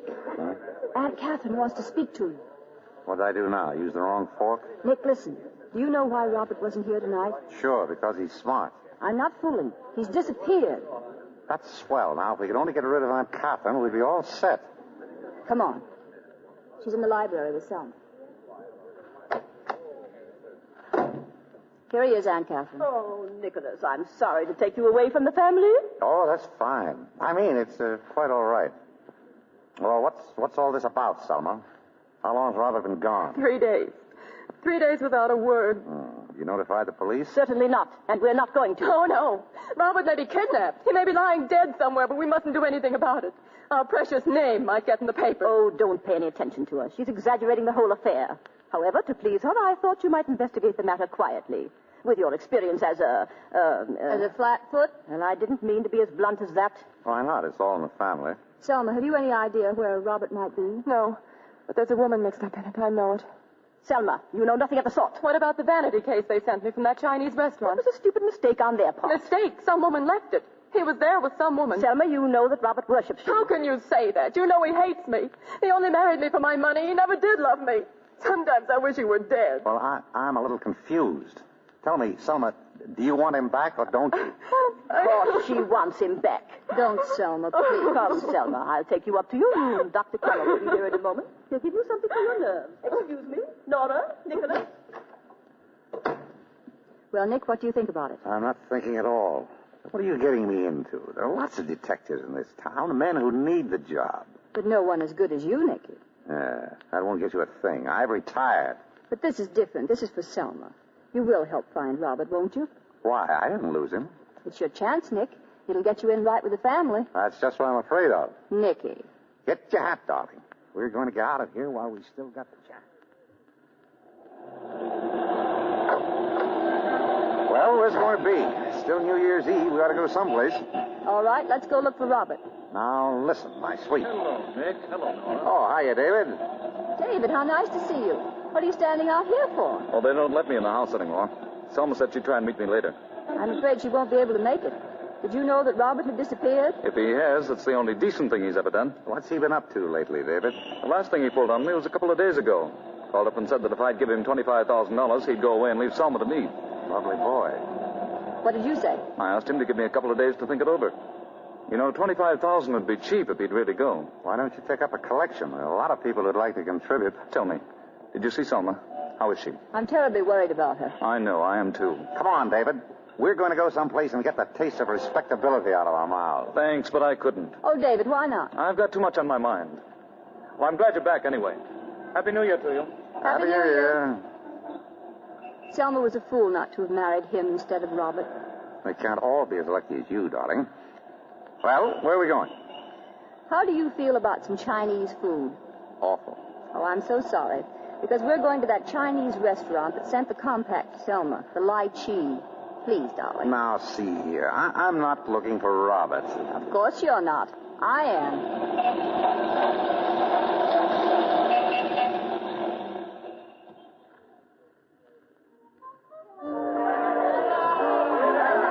Hey, boss.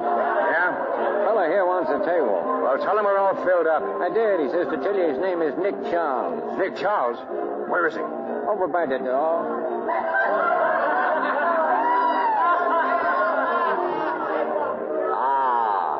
This is more like it. You must feel right at home in a place like this. Too bad we didn't bring Aunt Catherine. Hello, Nick. How are you? Hello, dancer. Tell me, haven't any tables? Oh, I guess I can find one, seeing as it's you. You just slumming? That's all, dancer. Why? Just wanted to make sure. I don't like business calls on New Year's. Oh, say, I want you to be my partner. Hey, Lum Key, come here.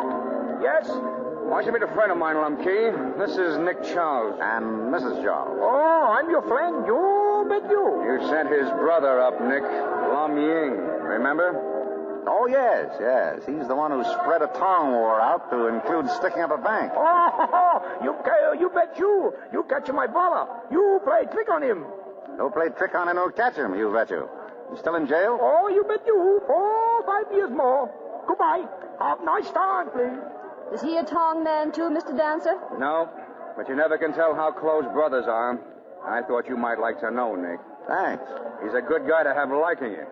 Oh, there's a table over there by the wall. This way, Mrs. Charles. Nicky, there's Robert. I know, I saw him before. Why didn't you tell me? Robert? Oh, hello. Good evening, Robert. Happy New Year. Is it?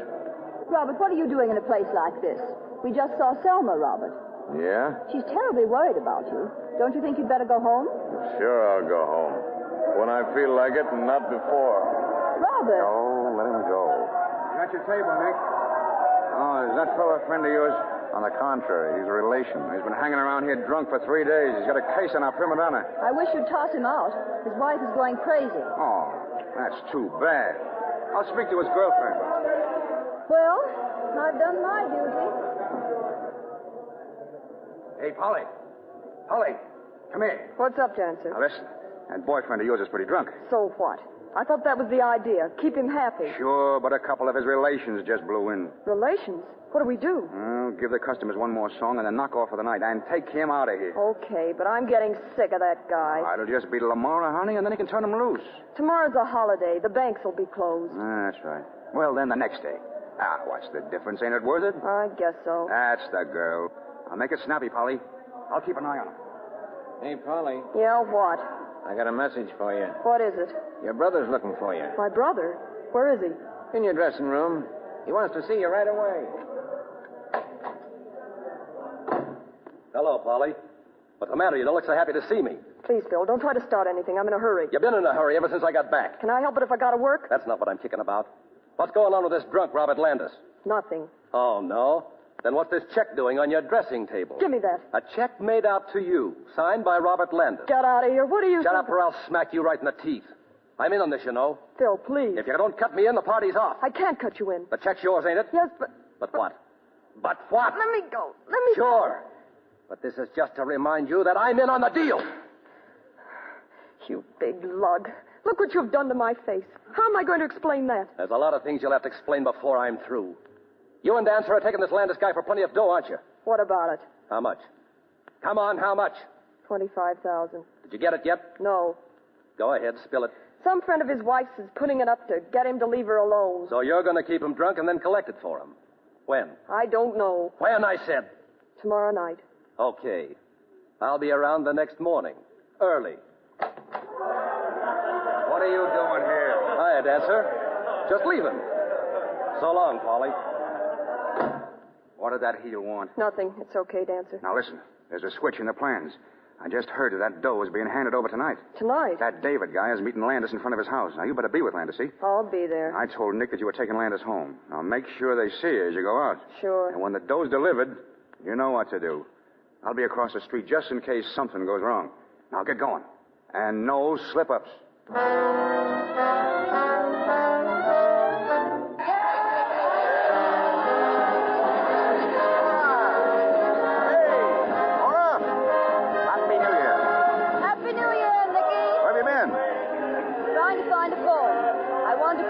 And see if Robert got home. Oh, well, come on. There must be a phone in Dance's office. He won't mind.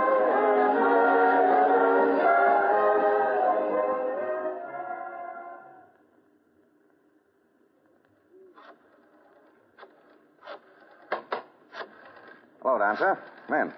What are you doing in this office? Just calling a number. Any objections? Once a gum heel, always a gum heel. I don't like gum heels, and I thought you'd quit it when you married a pot of money. Did he call me a pot? Yeah, I don't like to be critical, Dancer. But you know, it doesn't look quite right when you and your partner and your prima donna and your best customer all go out at the same time. It gives the place a sort of a vacant look. Have you ever been thrown out of a place, Mr. Charles? How many places was it up to yesterday, Mrs. Charles? How many places have you been in, Mr. Charles? Hello? Aunt Catherine? This is Nick. Nicholas. What? When? I see. Yes, I will. Bye. Well, if you're through in here, you can beat it. What's the matter, Nick? Bad news? Dancer, you'd better... Ah, Polly, come in. Another of our travelers has returned. Now, if only Lum Key will... Well, no sooner said than done. Oh, someone call me? Quite a gathering of the clan, isn't it? I wonder which one of you would be most surprised if Robert Landis walked in now. You know there's no chance of that, don't you? All of you. Now, I don't know what you're talking about. Now, get out of here. What is it, Nick? What's happened? Robert's been killed. Killed? He was killed on the front steps of your aunt's house. Police are questioning Selma. What's that got to do with us? Go on, get out. You said that before, Dancer, and it's foolish. I'm not going to get out. On the contrary. We're going to have a lot more people in. Listen, you... Hello. Nick Charles speaking. I want to get hold of Lieutenant Abrams, the homicide squad. Why are you calling him? It's a cinch none of us shot Landis. That's so. Well, then maybe you'd like to explain how you knew he was shot.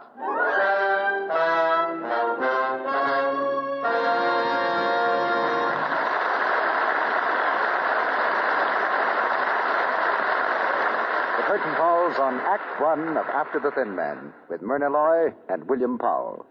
During this short intermission before Mr. DeMille presents Act Two, we introduce a very charming guest. Strike up the band, Lou.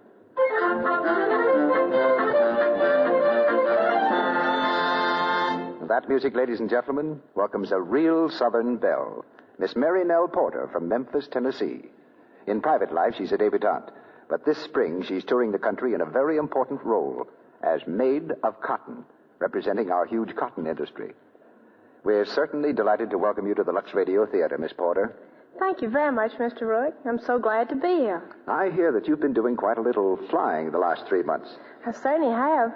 Over 12,000 miles. And on top of that, I understand that you've had a staggering schedule of fashion shows and radio speeches and personal appearances in 30 different cities. It has been a very interesting experience, and I've enjoyed meeting so many nice people all over the country. We've had such large crowds at all our cotton fashion shows. Well, I'm sure the women want to hear about that. And I'd love to talk about it. You know, cotton is terribly smart this year for play suits and street dresses and evening frocks. Now, here, just a minute, please. How about giving us some details? Well, there's a very good-looking red and white striped daytime dress with big sleeves, and has a very full skirt with the cutest Dutch boy pockets. I wear it with blue shoes. That sounds very patriotic. It surely is. Red, white, and blue is awfully fashionable this year. A lot of the dresses on our show are patriotic. I see where the stripes fit in, then. Well, they're smart, too, and so are flower prints. My bathing suit has tropical flowers scattered all over it. Oh, so cotton goes swimming. I should say it does.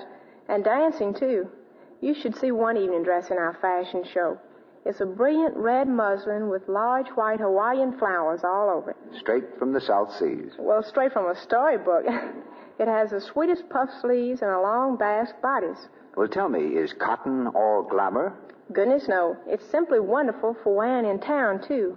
Things like gingham or piquet or seersucker make beautifully tailored suits. They're cool as can be and awfully easy to take care of. Miss Porter, don't you find it hard to keep all these lovely cottons fresh on your trip? Not at all. You see, the whole wardrobe is luxable. Even some of my shoes and bags. That makes things easy, doesn't it? I should say so. Why, new Quick Lux Flakes are simply wonderful. They take such beautiful care of all the lovely new cottons. You know, everything safe in water is safe in Lux. Ladies, please note, this year's smart cottons are really fine fabrics, and they must be treated gently, just like washable silks, rayons, and woolens. New Quick Lux is so mild, it keeps them new-looking longer. That's why we use it for everything in our cotton show. Well, we've certainly enjoyed having you with us tonight, Miss Porter. Thank you so much. I'm mighty glad to meet you all. Well, good night, and good luck on your trip home. Thank you. Good night. Now, our producer, Mr. DeMille. Act Two of After the Thin Man, starring William Powell as Nick Charles and Myrna Loy as Nora.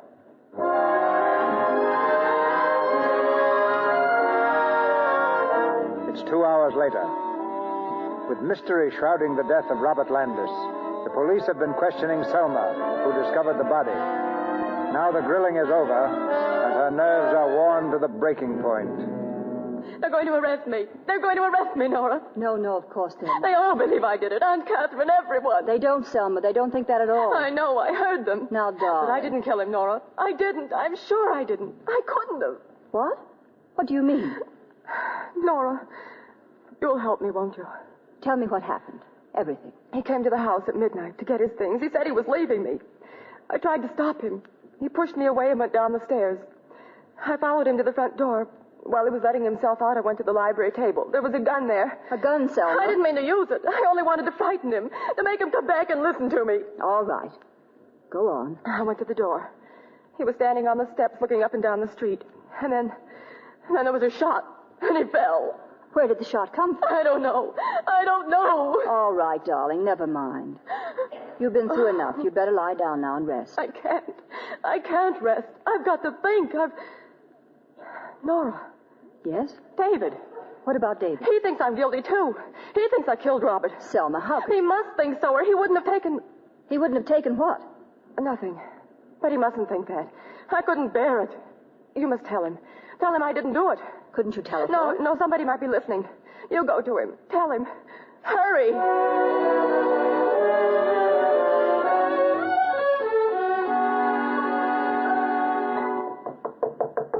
Who is it? It's me, Nora. Hello, Nora. This is a surprise. Come in. I got over as soon as I could, David. Selma What's the said matter? that... Is there anything wrong? Oh, you mean you don't know? No, what? What's happened? Robert's been killed. Killed? That's impossible. What do you mean? I saw him only a little while ago. How long ago? About 10 o'clock. I met him in front of the house and gave him $25,000 in bonds. Wait a minute. This is too much for me. Where did he go then? He went inside the house to get his things. Oh, then it was when he came out again that he was shot. I've got to see Selma. Will you come with me? Come on. No, you don't. Stay right where you are, the both of you. What is this? Who are you? Detective Malloy, Homicide Squad. We've had our eye on you, buddy. Trying to make a getaway, huh? Are you crazy? Listen, someone's been kidding you, officer. Sure. Maybe you were kidding, too, when you were seen throwing that gun into the river. David. It's all right. There's been a mistake. Tell Selma, will you? All right. Come here, sister. You're not telling anybody anything. You're going along with us. Where? Down to headquarters. Oh, oh, you don't understand. I'm Mrs. Nick Charles. Oh, yeah? And I'm Mother Goose. Come on, step on it.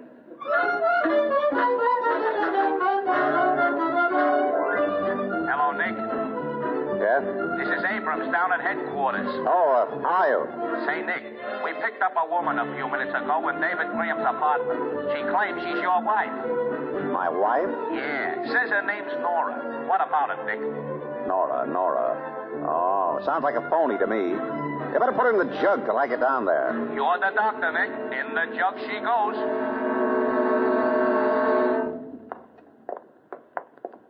Right down here, Mr. Charles. Thank you, Matron. Nick, here I am, over here. Well, hello. Fine way to start the new year, getting thrown in the can. Nicky, get me out of here. How long has this thing with David been going on? Oh, Nick, stop that and get me out of here. I've got something to tell you. About the case? Yes. Oh, no. I'll get you out on one condition. No more cases. No more detecting. Promise? But this is important. Do you want me to let her out, Mr. Charles? Definitely not. Nicky, please. Well, promise? I promise. All right, let her out, Matron. Nick, have you been working on the case? I've been giving it my undivided attention. What have you found out? Nothing. Oh, Nick. The only new development is that Polly has a brother. Where, we don't know. What about her and Dancer and Lum Key? All in the neighborhood at the time of the shooting. We've established that, but we can't prove a thing. But, Nick, somebody killed him. Yes, I think that's been proved. Mrs. Charles? Yes? Lieutenant Abrams wants you for questioning. Questioning? Nicky, they don't think I'm mixed up in this. Don't worry, darling. If they find you guilty, I'll write you every day. This way, please. Nicky. Now tell me, Mr. Graham, were you and Robert Landis on good terms? Decidedly not. On bad terms, Mr. Graham? Very bad. You and Mrs. Landis were once engaged, weren't you? Until Landis came along? Yes. Ever ask her to divorce him and marry you? I may have. But she never said she would. But you hoped she would. And you thought that with him out of the way, she might. I didn't kill Robert. No, of course not. But you did pay him to go away. Yes. Lieutenant Abrams, my wife. Oh, come on in. I got to ask her some questions, Mr. Charles. I'm sorry. Quite all right. Go ahead. Now, Mrs. Charles, why did you go to Mr. Graham's apartment? What? Maybe I'd better leave. No. Selma had a silly idea that David thought she killed Robert. She wanted me to tell him that she didn't. Why, I can't imagine how she could think a thing like that. It's ridiculous. I haven't seen her for a couple of days. Here's Mrs. Landis, boss. No, will you come in, Mrs. Landis? David. Oh, I didn't want you dragged into this. No, it's all right, dear. Mrs. Landis, why did Mr. Graham think you killed your husband? I never said that. I never thought it for 1 minute. Don't, David. He had every right to think I did it. He's just trying to protect me. He heard a shot. He rushed up to me and saw me standing near Robert with a gun in my hand.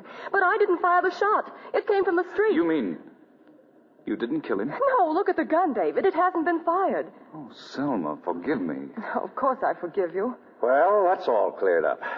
Come on, Nora. It isn't cleared up as far as I'm concerned. I've got to have something more than that. Where's that gun, Mrs. Landis? I've got to see that gun. Well, I haven't got it. What? Well, David took it from me. David, where's the gun? What is it, David? Selma, I thought you were guilty. I thought I was doing the only thing. I threw it away. You threw it away? I threw it into the river. Oh, that's marvelous. But they can get it. I'll tell them where I threw it. I'll get divers to go down after it. They'll find it. They must. Bowie. She don't want that gun back any more than you do. Hey, Mac, swear out a warrant for the arrest of Mrs. Robert Landis on suspicion of murder.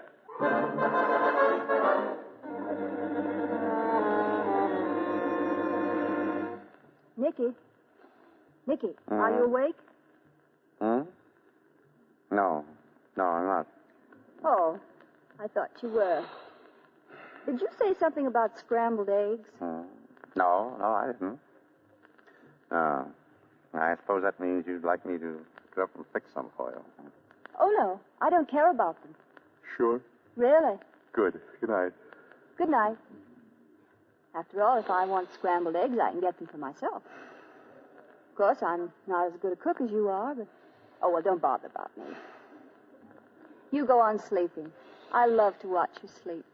You look so cute. Nicky, have you any pictures of yourself taken as a baby? No. Oh, that's a shame. I wanted to see what you looked like. I'll have one taken in the morning. Poor Selma. Poor David. Nicky, can you reach the water? Huh?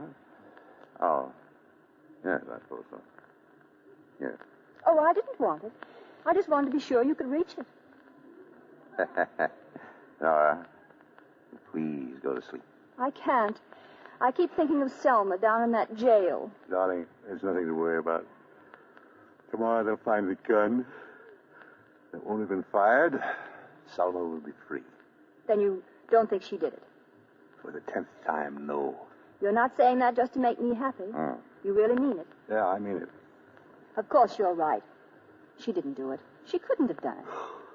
I don't think I'd kill you if you ran off with another woman. Thank you, darling. I might, though. Nora, don't be morbid. Go to sleep. What in the name of... Nick, the window. Keep your head down. Nick, somebody smashed the window. No, really? Look, there's a rock with a note attached to it. Nicky, a note. Let's see. What is it, Nick? What does it say? Silly little woman. I told her to stop writing to me. Oh, darling. Please, read it. Mr. Nick Charles, if you want to know something about the murder of Robert Landis, get a line on Phil Burns, the guy Polly says is her brother. He's an ex-con and was married to Polly in Topeka, Kansas 3 years ago. Married 3 years ago? What are we supposed to do, send him an anniversary present? Look at the way this fellow spells Topeka. Topeker. What's the matter with that? Nothing, darling. Good night. Oh, Nick, you can't go back to sleep now. Phone Abrams. What, and have him here, keeping us up all night? Oh, don't you see? If Phil is her husband, then he shot Robert because he found out about him and Polly. Oh, Nicky, you've got to call him. Just as you say. Hand me the phone. Oh, isn't it wonderful? Everything's working out beautifully. All we have to do is find this fellow Phil Burns, and we've got the murderer. Here, darling, call him and tell... Now, who can that be? Hello? Hello, Nick. This is Abrams.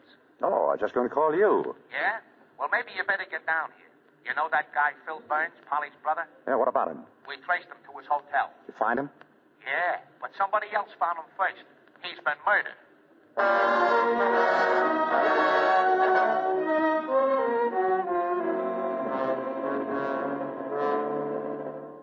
Well, there he is. That's the way we found him, Nick. Dead for 2 hours at least. Strangled. Yeah. Looks like he was beaten up a bit before the strangling set in. Any fingerprints? All over the place. We're checking on him now. What else did you find? Nah, nothing much. He had a .38 in his drawer, 6 bullets in it, and a little dough. Oh, yeah, and this key. I guess it's the key to Polly's apartment. It's got her number stamped on it. Another good guess would be that Selma Landis didn't do this. Fair enough. But he wasn't killed the way Landis was either. Might be a good idea to check the chambers on that .38. He might have fired it and slipped in a new shell. Okay. Anything else on your mind? Yes. That key to Polly's apartment. Could I borrow that for an hour? Sure. Here. Maybe you better give me a skeleton key, too, just for good measure. Okay. What are you looking for? Have the faintest idea. Just a hunch. Call you later. Okay. Nick, what did you find in there? Dead man. Is that all? Isn't that enough? Where are we going now? Well, I don't know about you. I'm going to visit Polly Burns. At this time of night? Without a chaperone? Nora, this is purely business. For me, too. Come on, darling.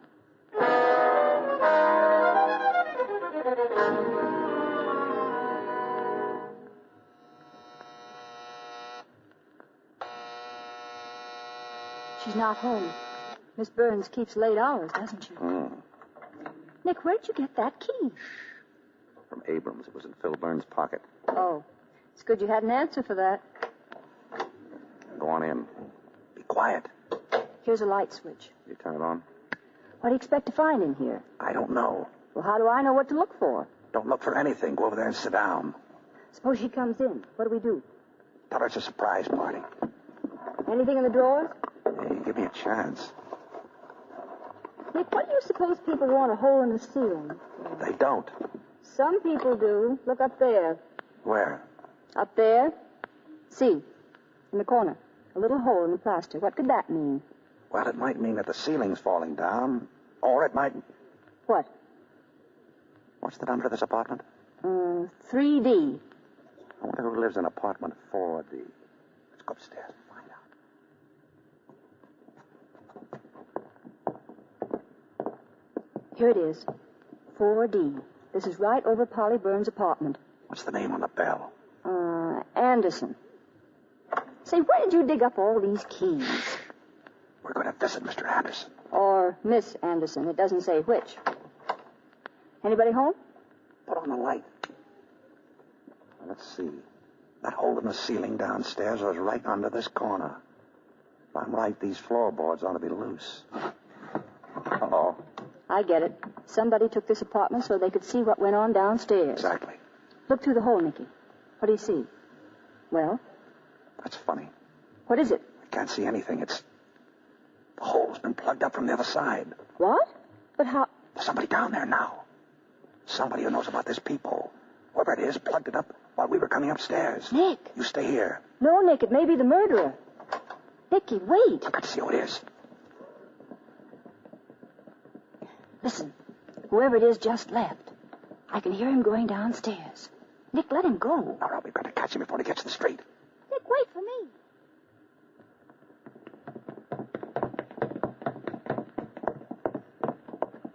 Well, did you see who it was? No. He went through that door at the end of the hall. That must go to the cellar. Wait here and don't move. Nick, be careful. It's black as pitch down there. Right back, darling.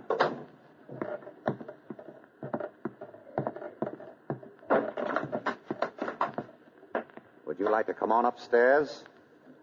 Or do I have to come and get you? All right. Have it your way.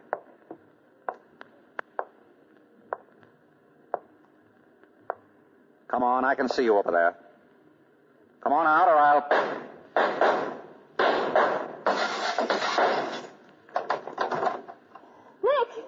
Nick, are you all right? I'm okay. Come on down. I can't see. Nicky, did he get you? No, but I didn't get him either. He got out through a window over there. Oh, darling, I was so scared. Where are you? Oh, put your arms around me, darling. Are you sure you're all right? Oh, Nicky, you're bleeding. What are you talking about? I'm not bleeding. Nick, where are you? I'm here. Well, then who's this man over here?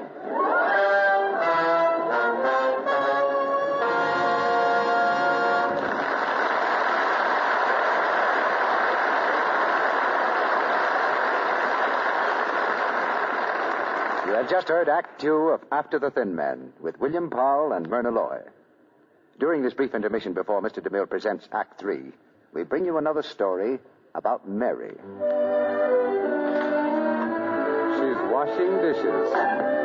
Oh, boy, is she mad. I say, look at her hands. They're all red. And coarse. Here, let's see your soap, Mary. Oh, it's harsh. And soap that's harsh pecks away at your hands. No wonder they're red and rough. Here's a friendly tip. Try New Quick Lux. It's so kind to your hands, so mild, so pure.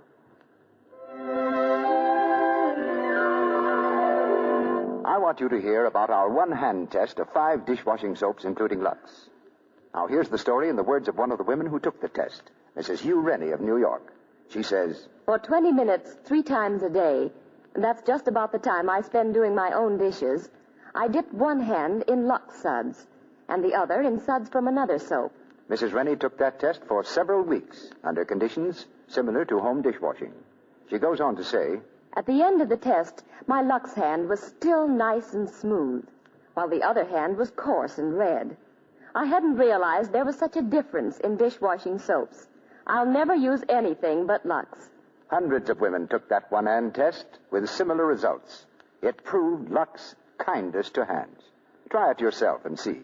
Ask for the generous large box of New Quick Lux tomorrow and use it for dishes every day. It's so thrifty. Even in hard water, it gives more suds, ounce for ounce, than any of 10 other leading soaps tested. It's fast, too, yet it costs you no more. Remember, New Quick Lux in the same familiar box.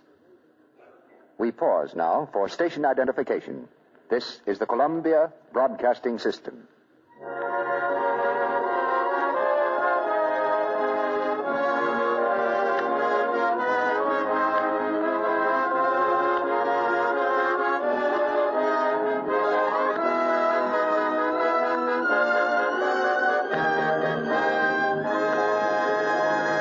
Curtain rises on Act 3 of After the Thin Man.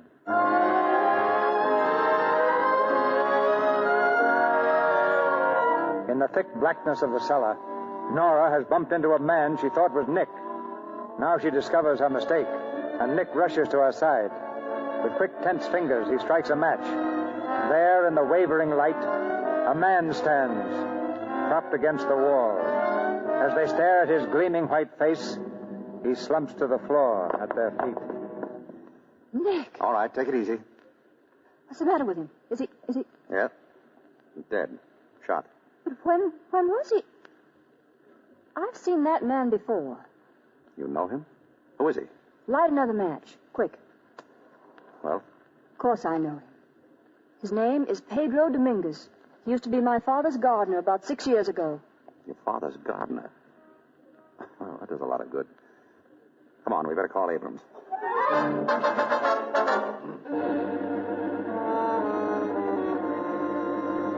What'd you find out, Lieutenant? Was I right about his name? Yes, you were, Mrs. Charles. Pedro Dominguez. But he wasn't a gardener anymore. He was janitor of this building. Probably shot about 5 hours before you found him. But here's a very funny thing. Go ahead. We can stand a laugh right now. The telephone company tells us that about 11:30 last night, that'd be just before he was shot, someone here called up information and asked for Nick Charles' number. Our number? What would Pedro Dominguez be calling Nick for? I don't know. Do you, Nick? I can't imagine. I haven't even heard his name for 6 years. Did you remember him when you saw his face? No. That's funny, seeing he used to be Mrs. Charles' gardener. Who remembers a gardener unless he squirts a hose at you? Did you recognize him right away, Mrs. Charles? I had to look twice. He's a lot grayer than he used to be. By the way, what did you find out about the person in the apartment over Polly Burns? Not a thing. Not a fingerprint in the place. Not a stitch of clothes. Only a hunk of lead pipe and a ladder. Piece of lead pipe and a ladder. Well, that's interesting. Anything in Pedro's books? No, just that someone named Anderson took the apartment a week ago, paid cash in advance. That's all, huh? That's all. And the name is Anderson. No front name. No Mr., Mrs., or Miss. That's just dandy. You know, I've got a feeling that if we could just find out who took that room, we might have our murderer. Well, what do you think we ought to do? Get them all together in the Anderson apartment. Everyone that's mixed up in this. Let's shake them all up and see what happens. You're on. Are you going to take the murderer tonight? Yeah, we're going to try. How are you going to do it, Nicky? I haven't the slightest idea. I'm just going to listen. Pray that somebody makes a slip. Just one slip.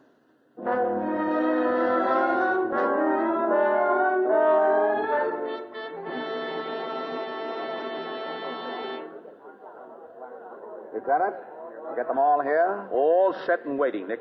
Picked up Dancer and Lumkey at the Lychee. Polly was with them. Then there's that David Graham guy and your wife's cousin, Selma Landis. Anyone else? Yeah, a fat dame they call Aunt Catherine. I brought her along for luck. Swell. Oh, say, before you go in, I checked Phil Burns' apartment. Dancer's fingerprints were all over the joint. Dancers, you sure? Sure, I'm sure. You haven't told him, have you? Not yet. All right, don't. What's your plan, Nick? Build up a case against each of them. Throw all we've got at them and throw it hard enough to bounce. I'll make it bounce all right. And keep them talking. Nick, come on. The party's getting dull. Coming? Good evening. Shut that door, please, Lieutenant. Sure. Ladies and gentlemen, I asked you all down here because we've just found that another murder has been committed.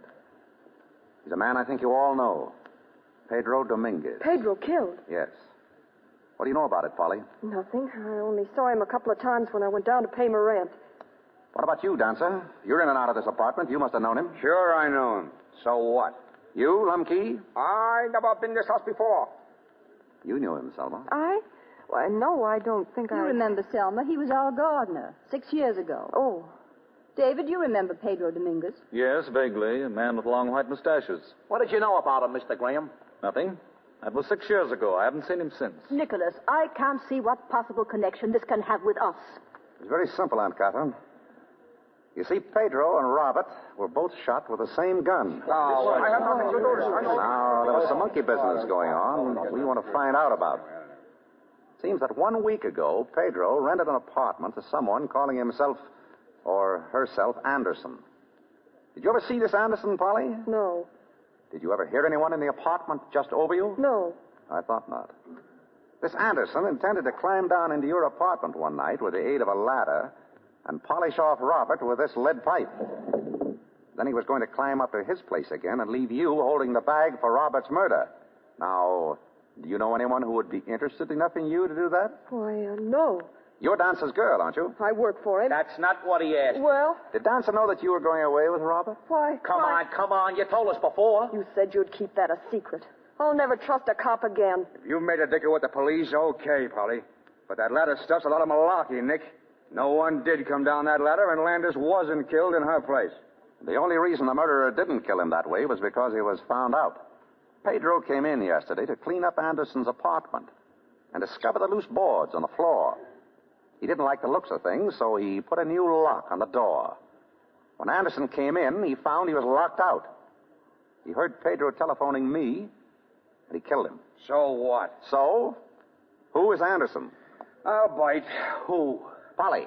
Phil had a key to your apartment, and Dancer had one. Yeah. Who else? Nobody. He's trying to hang this murder rap on us to protect his own family. That Selma dame. She knocked her husband off. Everybody knows that. I didn't. And then you got your boyfriend, David, to throw away the gun. That's a lie. Now, just a minute, please. Look, Dancer, let's come clean. You and Polly and Lum Key were out to shake Robert Landis down for $25,000, right? Oh, sure. Then I suppose I knock him off and stir up all this fuss before I get the dough.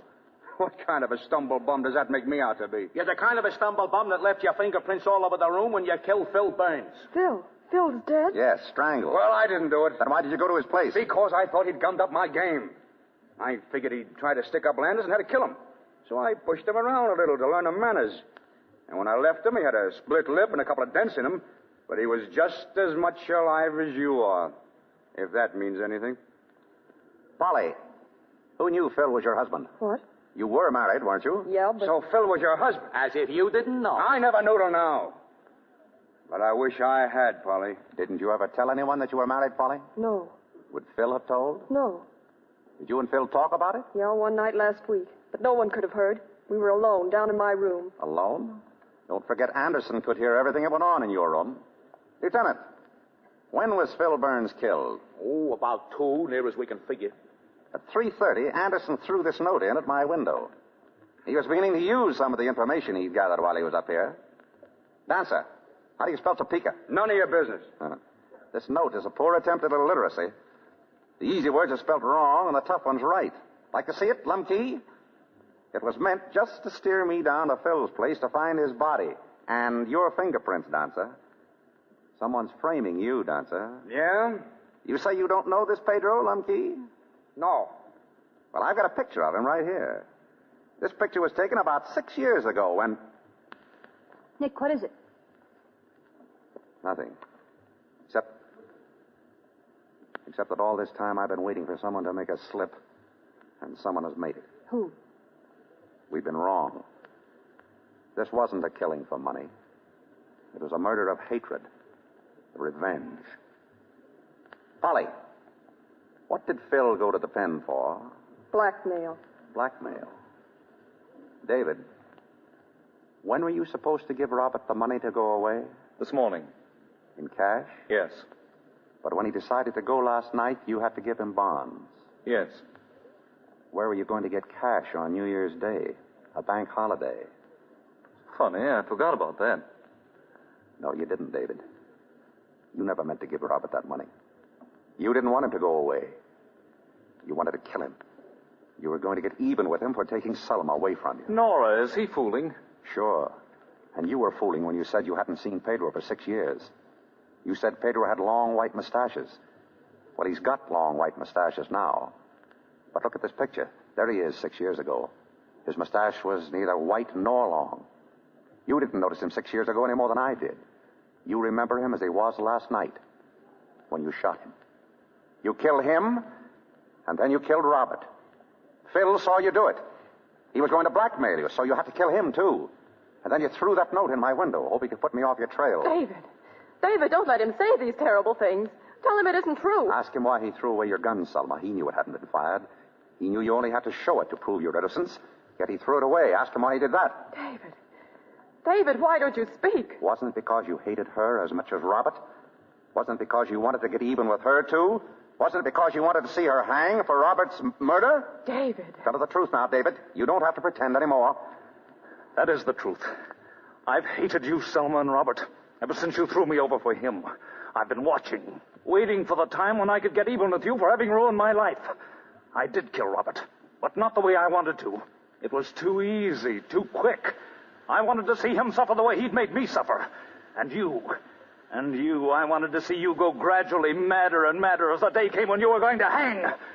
Well, I'm not going to see you hang, but I'm still going to see you die. Put out that gun. Don't be a fool, David. Get out of the way.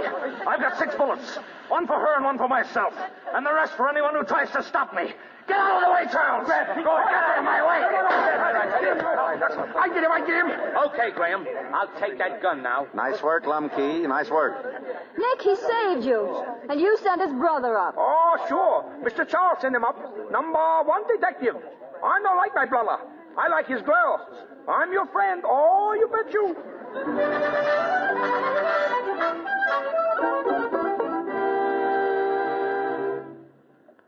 Tired, darling? Not very. Well, can you believe it? We're alone. No reporters, no friends, no surprises.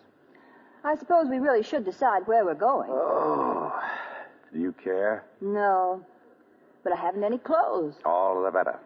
You won't have to pack. All I need in the world is you and a toothbrush. Hey, what's that you're doing? I'm knitting something. Oh, you haven't gotten very far with it. Yes, I have. There, it's done. Done?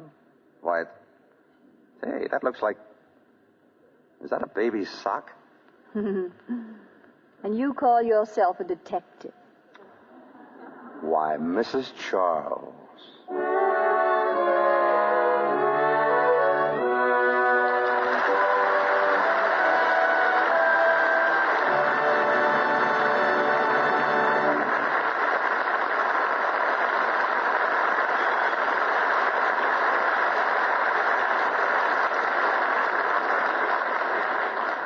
We draw the curtain on After the Thin Man. In a moment, Mr. DeMille returns with our stars. While we're waiting, let's talk about babies. You know, families often speculate on the chances of the stork bringing twins or triplets. Well, here are some figures that may interest you. The chances of having twins is about 1 in 84. Of having triplets, 1 in 7,500. That makes triplets a pretty rare occurrence. Mrs. Frances Bardall of Holbrook, Massachusetts, was one of the mothers who drew the lucky number in 1939, and she's doubly lucky now because she has new Quick Lux to help her in caring for her 3 small babies. She says, "The triplets have such sensitive skins, I wouldn't dream of washing their clothes in harsh soaps or rubbing them with cake soap. I just won't take chances on having woolens or diapers getting rough and scratchy." She's a wise mother, isn't she? She goes on to say, "New Quick Lux is so mild and gentle. It's the only thing I'd use for the baby's clothes. It's so safe for everything safe in water alone. I can depend on it never to make woolens harsh and scratchy or fade the pretty colors of little dresses and sunsuits. Yes, new Quick Lux is so wonderfully gentle. And so easy to use, too. So fast. In water as cool as your hand, it dissolves 3 times as fast as any of 10 of the leading soaps tested. Ask for the generous big box of new Quick Lux tomorrow. It comes in the same familiar package and costs you no more. Here's Mr. DeMille with our stars. As Bill Powell and Myrna Loy return to the microphone, we offer our congratulations to the Thin Man on some first-class detective work. Cecil, you're seldom wrong, but I'll have to mark that one up against you. However, if it's any consolation, everybody makes the same mistake. Brace yourself for a shock, Mr. DeMille. Bill is not and never was the Thin Man. He isn't. He never has been. Mercy, Myrna, can't we even believe what we see in the movies? Just for the record, the Thin Man was murdered in the first Thin Man picture. We haven't seen him since. Except in the title, where he seems amazingly healthy. What's in a name? Call the picture by any name you like, so long as you and Bill remain as our favorite detectives. What's going to happen next to Nora and Nick?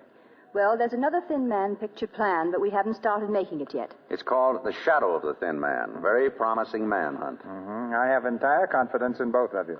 By the way, Cecil, didn't I hear you say that you're going to do Showboat next week? You certainly did, Bill, and we are. Who's going to be in your cast, Mr. DeMille? We'll have Irene Dunn, Alan Jones, and Charles Winninger. They were all in the cast of the motion picture, and they'll all be here on this stage to bring us the exciting drama of Showboat and the great song hits by Jerome Kern. We embark at the usual time next Monday night for this cruise of adventure and romance along the Mississippi, and we hope you'll all be on board. Showboat is practically a command to listen. Good night, Cecil. Good night. Good night. Good night. We'll call you two on another case soon.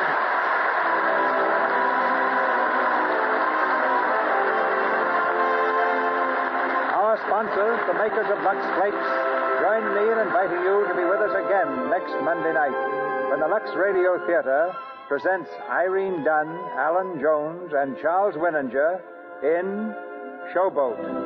This is Cecil B. DeMille saying good night to you from Hollywood.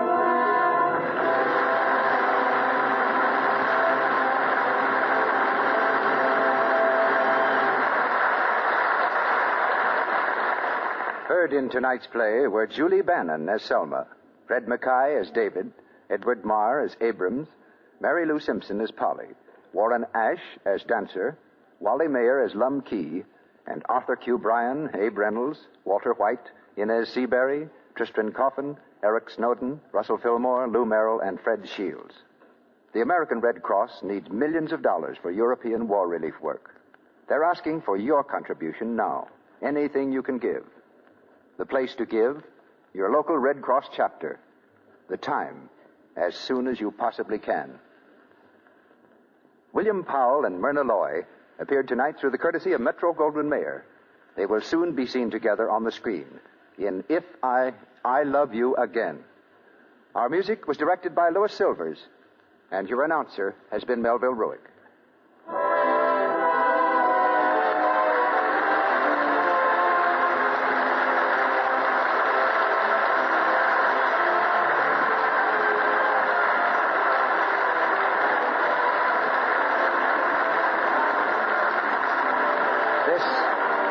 Columbia Broadcasting System.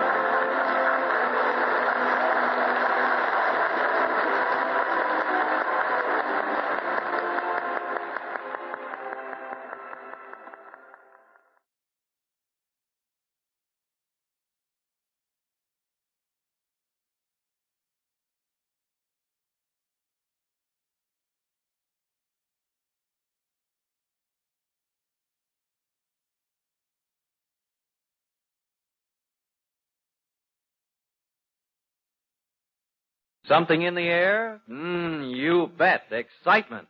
Because 4 exciting new shows go on the air tonight, starting right now. ABC brings out its first Monday night surprise package labeled Dashiell Hammett's Fat Man. The Fat Man is the stalwart detective whose huge size doesn't slow up his progress a bit when it comes to sleuthing. And speaking of detectives, you'll want to meet hard-talking Ross Dolan, played by William Gargan. His business is crime. In his words, I deal in crime. And he follows in half an hour. And then the Dean of Music Makers, Paul Whiteman, and his new show, Forever Tops, the top tunes that will live forever. Paul Whiteman plays them on Forever Tops. And did you know that your top stage and screen laugh favorites, Jimmy and Lucille Gleason, have opened a diner? What a diner. You see, that's what we meant when we said excitement in and on the air tonight and every Monday night on ABC. Right now, let's take a trip into adventure with Dashiell Hammett's Fat Man. Wait, 247. Fortune, danger. Who is it? The Fat Man.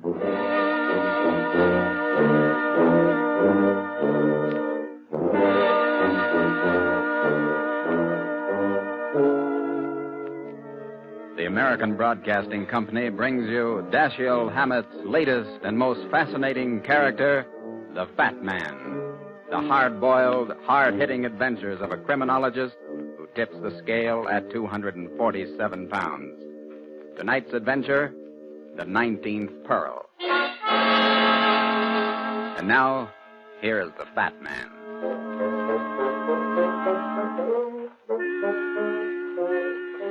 One of the worst things about being fat is feeling thin. That extra load you carry around is something you never think about till you bump into a full-length mirror or drop a penny into a drugstore scale. Even then you don't feel fat. The only time you really feel it is when you run into a beautiful woman. That's when the old collar kind of chokes you and your hands look big and your legs are hard to cross. That's when you're glad you've got a busy job like mine, solving crimes. This one began in Grand Central Station, right near the Information Center. My mother was going away for a weekend. I was there to put her on the train. You don't have to wait around till the gates open, son. I've gotten on trains before. It's all right, Ma. It's a free night for me anyway. Want some peanuts? Oh, for heaven's sake, no. I do. Be right back. Bag peanuts, Jenny. All right. Better make it 2. Here you are. Okay. Sorry, sister. I didn't mean to bump into you. It's all right. I wasn't looking where... Please, will you do me a favor? It's terribly important. Here, hold this bag for me. Oh, quick, he's coming. Who? Don't let him see me. He mustn't know I'm here. Why not? What have you done? Nothing. Stand in front of me, will you? Quick. Put your arms around me as if you were kissing me goodbye. Say, what kind of a game is this? Please, cover my face and kiss me. Okay, sister. How's this? Hold it. How long? Oh, no. No, don't stop. Just keep your arms around me. As long as you say, baby. You know, I've heard about things like this, but I never figured it would happen to a guy like me. All right. That's enough. I wish I thought so. We ought to do this more often. I'll have to run now. He's gone. Maybe you'll be back. Oh, no. No. I mustn't miss the train. Thanks ever so much for helping me. Hey, wait a minute. Aren't you going to tell No, me? there isn't time. But I don't even know. Okay, sister. 2 ships that pass in the night. Well, that was a fond farewell. Who was it, dear? I don't know. What? Never saw her before in my life. Is that why you were kissing her? Don't make a romance out of it, Ma.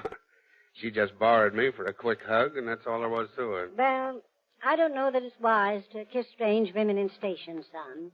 Have you still got your watch? I've got more than my watch, Ma. I've still got her bag.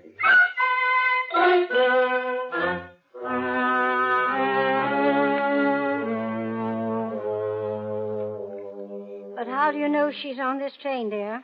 I saw her duck into the car ahead. Well, leave the bag with me. I'll give it to her as soon as we pull out of the station. Are you kidding?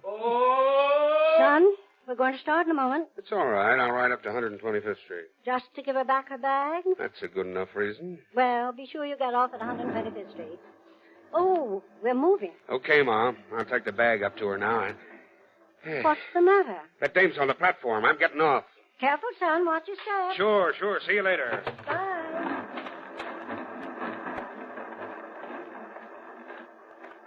Good evening, beautiful. Oh, you frightened me. I didn't the last time. Want to play some more? I don't think so. Well, don't go away. I still got your bag. Oh, well, thank you. What's this all about, kid? Who'd you knock off? I beg your pardon. You must have done something. Otherwise, you wouldn't be running away. Why not? Can't I be running away from danger? There's a man following me. The guy on that train? How did you know he was on it? Simple arithmetic. You got on to give him the slip. He must have followed you. Otherwise, you wouldn't have got off. That's exactly what happened. What else happened? I don't know what you mean. Come on, kid. Tell me the truth or I won't help you. I don't know that I want you to help me. Okay, sister. I'll walk right out of the picture. No, wait. Changed your mind? No. A man who's been following me changed it. Huh? He's standing right over there on the platform.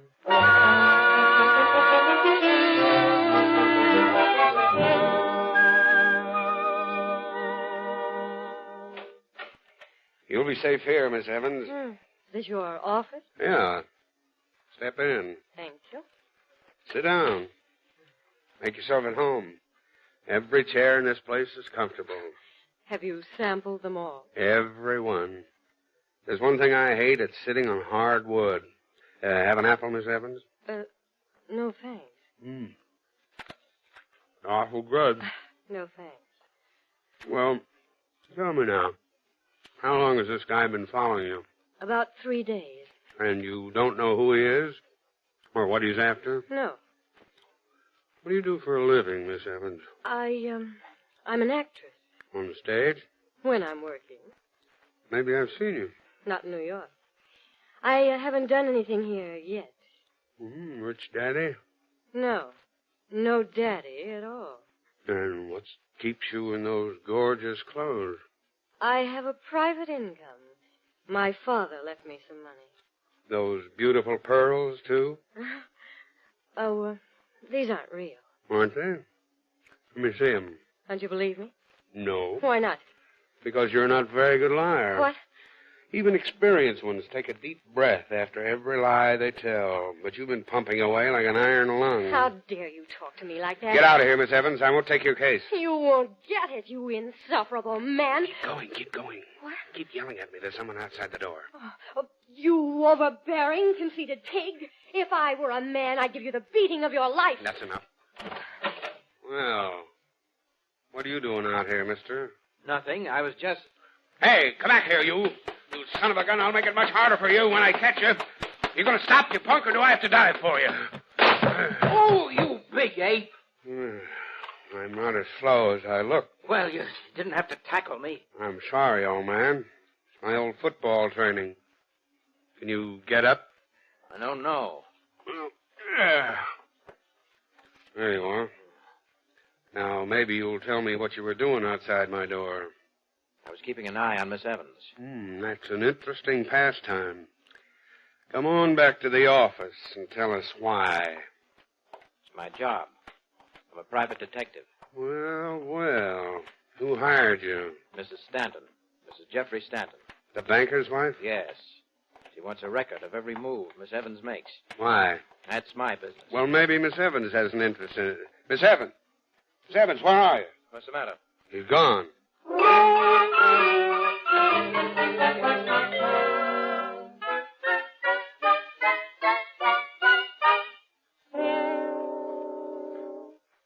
A gentleman to see you, Mrs. Stanton. Who is it, Carl? He refused to give me his card, madam. He simply said the fat man is calling.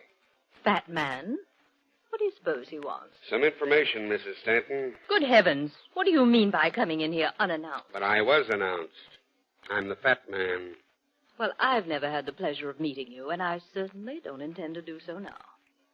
Show him out, Carl. I don't think Carl is man enough, Mrs. Stanton. You'd better let me stay. What do you want? Some information about Miss Evans. I couldn't get a thing out of that clam you had following her. What clam? What are you talking about? Shall I call the police, Mrs. Stanton? No. No, I can manage this call. Very well, madam.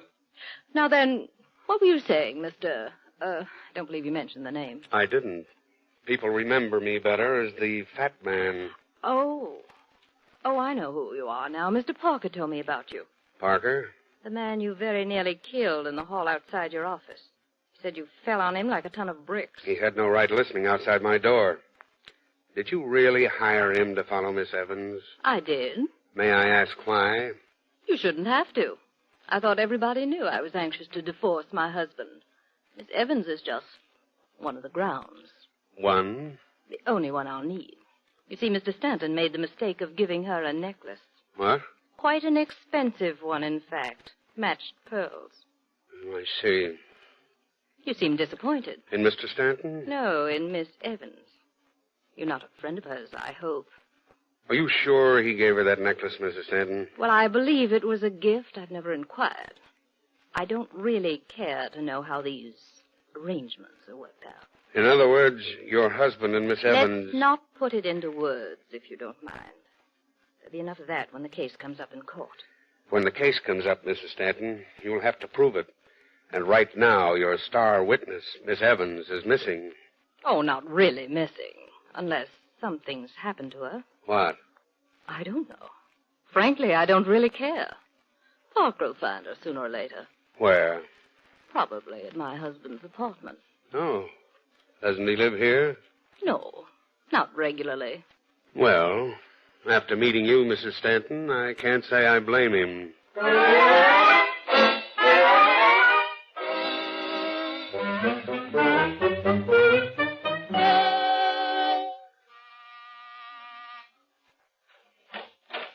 Mr. Stanton in? Yeah, he's in. O'Hara, what are you doing here, Captain? Come on in. I'm waiting for the medical examiner. Oh. Who's dead? Who do you think? Stanton lived here all alone. He might have had company. He did, a little earlier. There's a knife in his chest. Who put it there? I don't know. The murderer didn't leave his card. Want to see the body? You might as well. Where is it? Right over there in the corner. And leave those chocolate-covered almonds alone. The place hasn't been gone over yet. When did all this happen? Don't know yet. I just got here a few minutes ago. And the body was right where it is now? I'm sure it hasn't moved.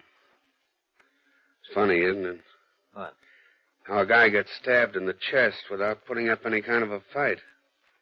No sign of a struggle around here. So what? Nothing. I just don't like it, that's all. Why not? Because the usual place for a knife is in the back. The chest, you see it coming. You got a chance to protect yourself. Not if you trust the person that's coming at you. Not if she's your sweetheart or something like that. Then you don't see the knife till it's too late.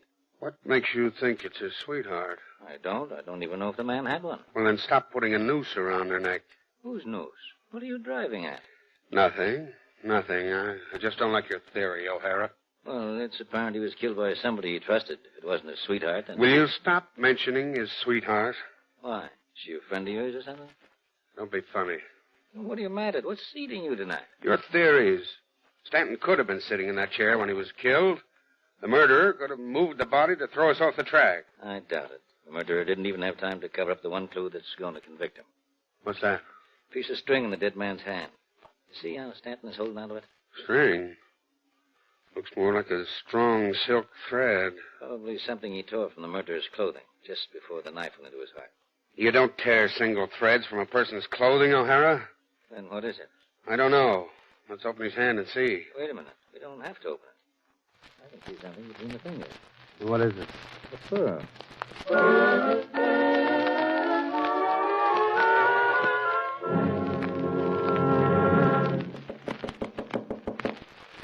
Miss Evans. Miss Evans, if you're in your room, for the love of Mike, open up. Who is it? The fat man. Hello? Yes, open up, will you? Well, what's wrong? Plenty. I've got to talk to you like a Dutch uncle. Oh, wait a minute. You can't come in. Shut up. You're in trouble, kid. I'm going to find out just how much. Where did you disappear to when I went after that guy that was following you? I ran down the stairs. Why? That's what I want to know. Why? Get away from him, of course. I knew you wouldn't let him find me. I wish I had. Where did you go? Home? That's a lie. I've been calling up here all night. Well, I stopped off for a bite to eat. Where? At Mr. Stanton's apartment? What? I don't know what you're talking. Come on, baby. Tell me the truth. I know half of it now. I want the other half, or I'll call in the cops. What have I done that's wrong? Lots of things. Most of them aren't my business. But murder is. Murder? You heard me. Don't stand there looking from one of my eyes to the other. Even a lousy actress can look innocent. She's beautiful enough. Why do you keep saying I'm beautiful? Because you are. And if I weren't a man and a half, I'd take you in my arms and... And what? Never mind. Go ahead. Do it. Are you kidding? Do it. I want you to kiss me. My name isn't Darling. You never told me what it was. What can I call you? Nothing. You've got to believe me, darling. You've got to trust me. Why? Because I trust you. Will you kiss me? Yes. Oh. You're awfully sweet for me, Wallace. Who gave you that necklace you're wearing? What? Who gave it to you? Why aren't you wearing it now? I just took it off. Where is it? Don't you believe me? Where is it? I want to see it. I've got it. Where? Right here on my dress. Are you satisfied? Not yet. Is this the necklace you were wearing in my office? How many of these trinkets do you think I have? How do I know? There must be more where this came from. Who gave it to you? Mr. Stanton. Why didn't you tell me that before? Because it was none of your business. Well, that's a good answer. Is it my business now? If you want it. How do you want it to be, Miss Evans? I want it to be Kathy, not Miss Evans. Okay, Kathy. I'll take your case. Have I got one? You will have. The cops will be swarming all over this place by tomorrow morning. Why? Don't worry. Everything will be all right. You didn't feel that way when you came in. When I came in, I never expected to find this string of pearls. Not in one piece, anyway. You mind if I take them? What for? I thought you trusted me. You still haven't answered my question. I need these pearls to make your alibi stand up, Kathy. Don't forget, I'm working for you, but the police aren't.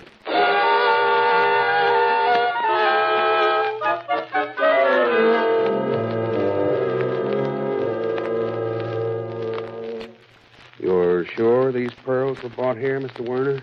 Quite sure. I matched them for Mr. Stanton myself. No chance of a duplicate set looking exactly like these. Very unlikely. Pearls are almost as individual as people. That's why they're so hard to match. I see. This is your clasp, of course. Oh, yes, it was made here. And the string? Oh, the string might be anybody's. There's nothing distinctive about a string. But the pearls are distinctive. Quite. Why did Mr. Stanton rearrange them? You mean they're not in the right order? Oh, the order is correct. But I only counted 18. What? The big one in the center is missing.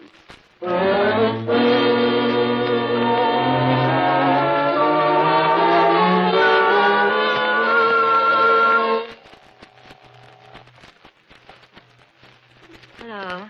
Hello, Kathy. Oh, yes. This is the fat man. Do you want to swing for the murder of Mr. Stanton? No. Then do what I tell you. But I didn't kill him. Then why didn't you tell me you knew he was dead, you two-faced... No. Shut up. I know you were in Stanton's apartment tonight. You had to be, or you wouldn't have had that necklace back. I don't know what you mean. Don't play dumb with me. You picked those pearls up off the floor and strung them together again. All except one. What? You stupid little fool. You left the most important one in the dead man's hand. Oh, no. Now, this is your last chance, Kathy. Meet me in my office in 15 minutes or I go to the police. But Be there.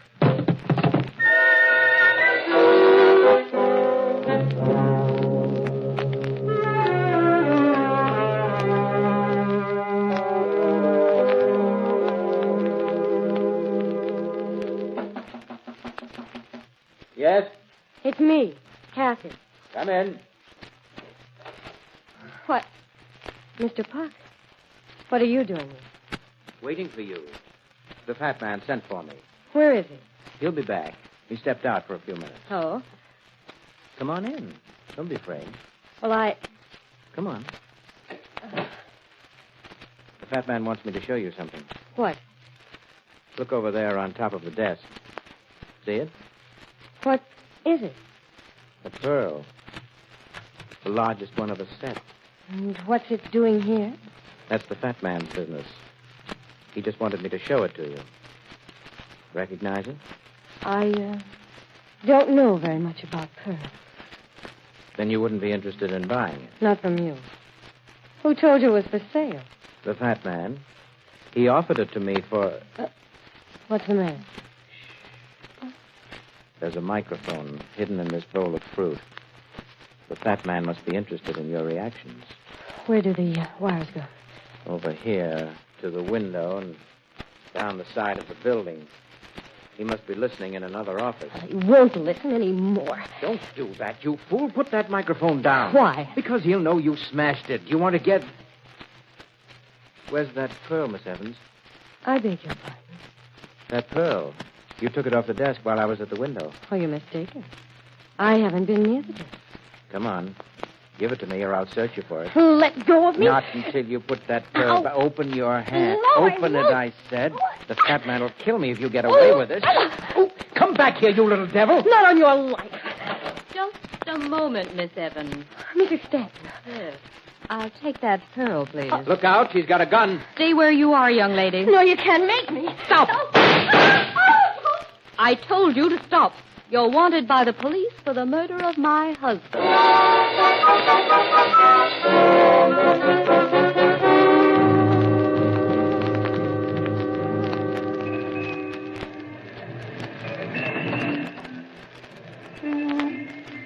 Get in the cab, Miss Evans. Where are you taking me? Get in. I'll watch her, Mrs. Stanton. Thank you, Mr. Parker. All right, driver. Hurry. Police headquarters. Right. Why don't you start? Gotta wait for the light to change, ladies.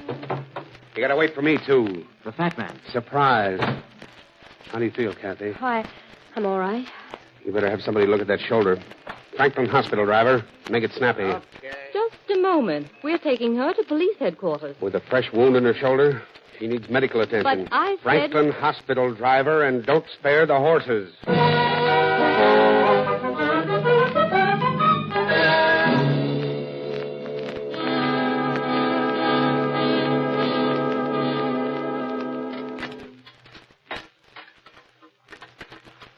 How is she, Doc?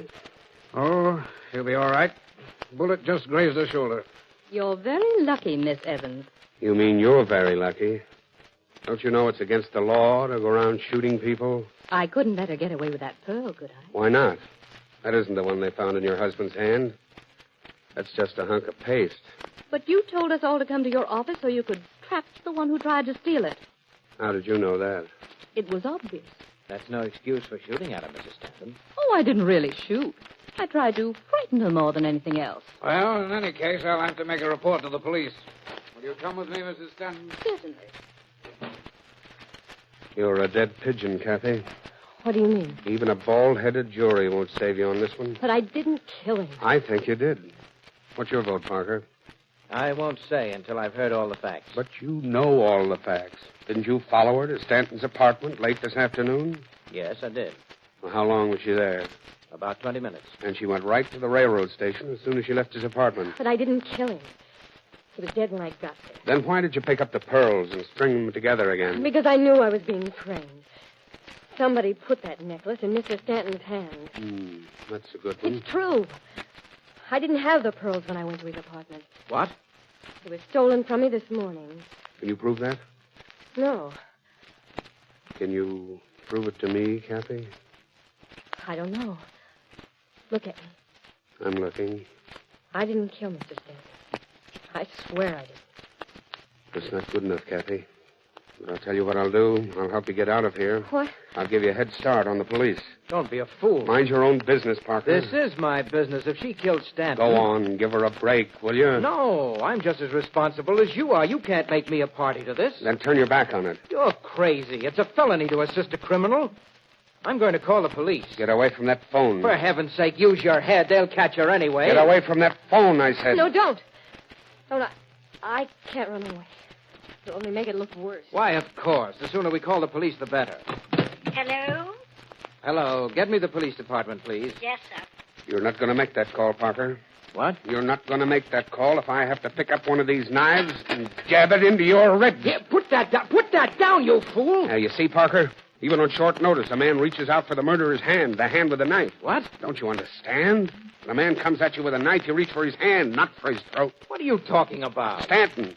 He couldn't have torn those pearls off Kathy's neck. If she came at him with a knife, he'd have grabbed for her hand the way you grabbed mine. You mean she was framed? You guessed it. She was framed by a guy who knew every move she made. A guy who knew when he could steal that necklace and plant it in Stanton's hand at the most effective time. Who fits that description, Parker? Who knew every move Kathy made these last 3 days? Well, why are you looking at me? Because you're it. You wanted Stanton out of the way so you and Mrs. Stanton could get married and live on Stanton's dough. You're no private detective. I found that out 5 minutes after I met you. Drop that knife and stay where you are. I've got a gun. Look out, Kathy. You may use it. I will if you don't get out of my way. Hello? That phone's open, Parker. You're giving the police your whole confession. What? Oh! Hello? Hello? Take it easy, Captain. I'm bringing in a murderer.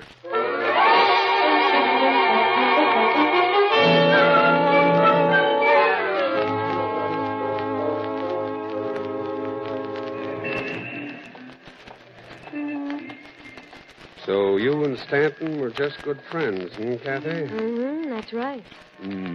Must have thought an awful lot of his friends to give them pearl necklaces. Well, I know you won't believe it, but he was like that. He once gave a surgeon a brand new car just for operating on his hand. What did you do for the old boy? I went out with him, let him take me to shows and things. Well, here's where I get off. Am I home already? This is it. Night, Kathy. Oh, wait a minute. Am I ever going to see you again? I don't know. Why not? Don't you like me? Sure. I like all beautiful women. Trouble is, I fall in love with them. And what's wrong with that? Having to fall out. So long, Kathy. Remember, nobody loves a fat man.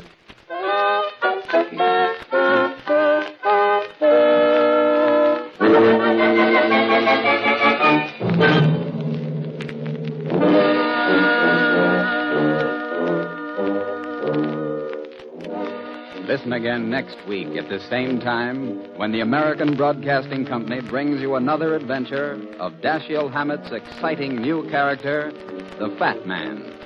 Next week's story is called The Unfamiliar Face. And, as the Fat Man says, Know a man's face, and you know the man behind it. Line for line, it tells the story of his life. From the women he's known to the crimes he's committed.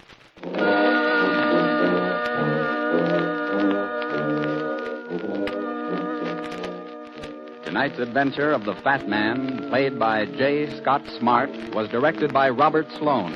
Bernard Green composed and conducted the original music. Hold on to your nerves. Next comes a guy who keeps busy chasing fugitives and frails.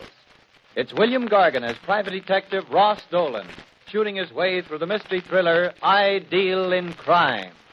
This is the American Broadcasting Company.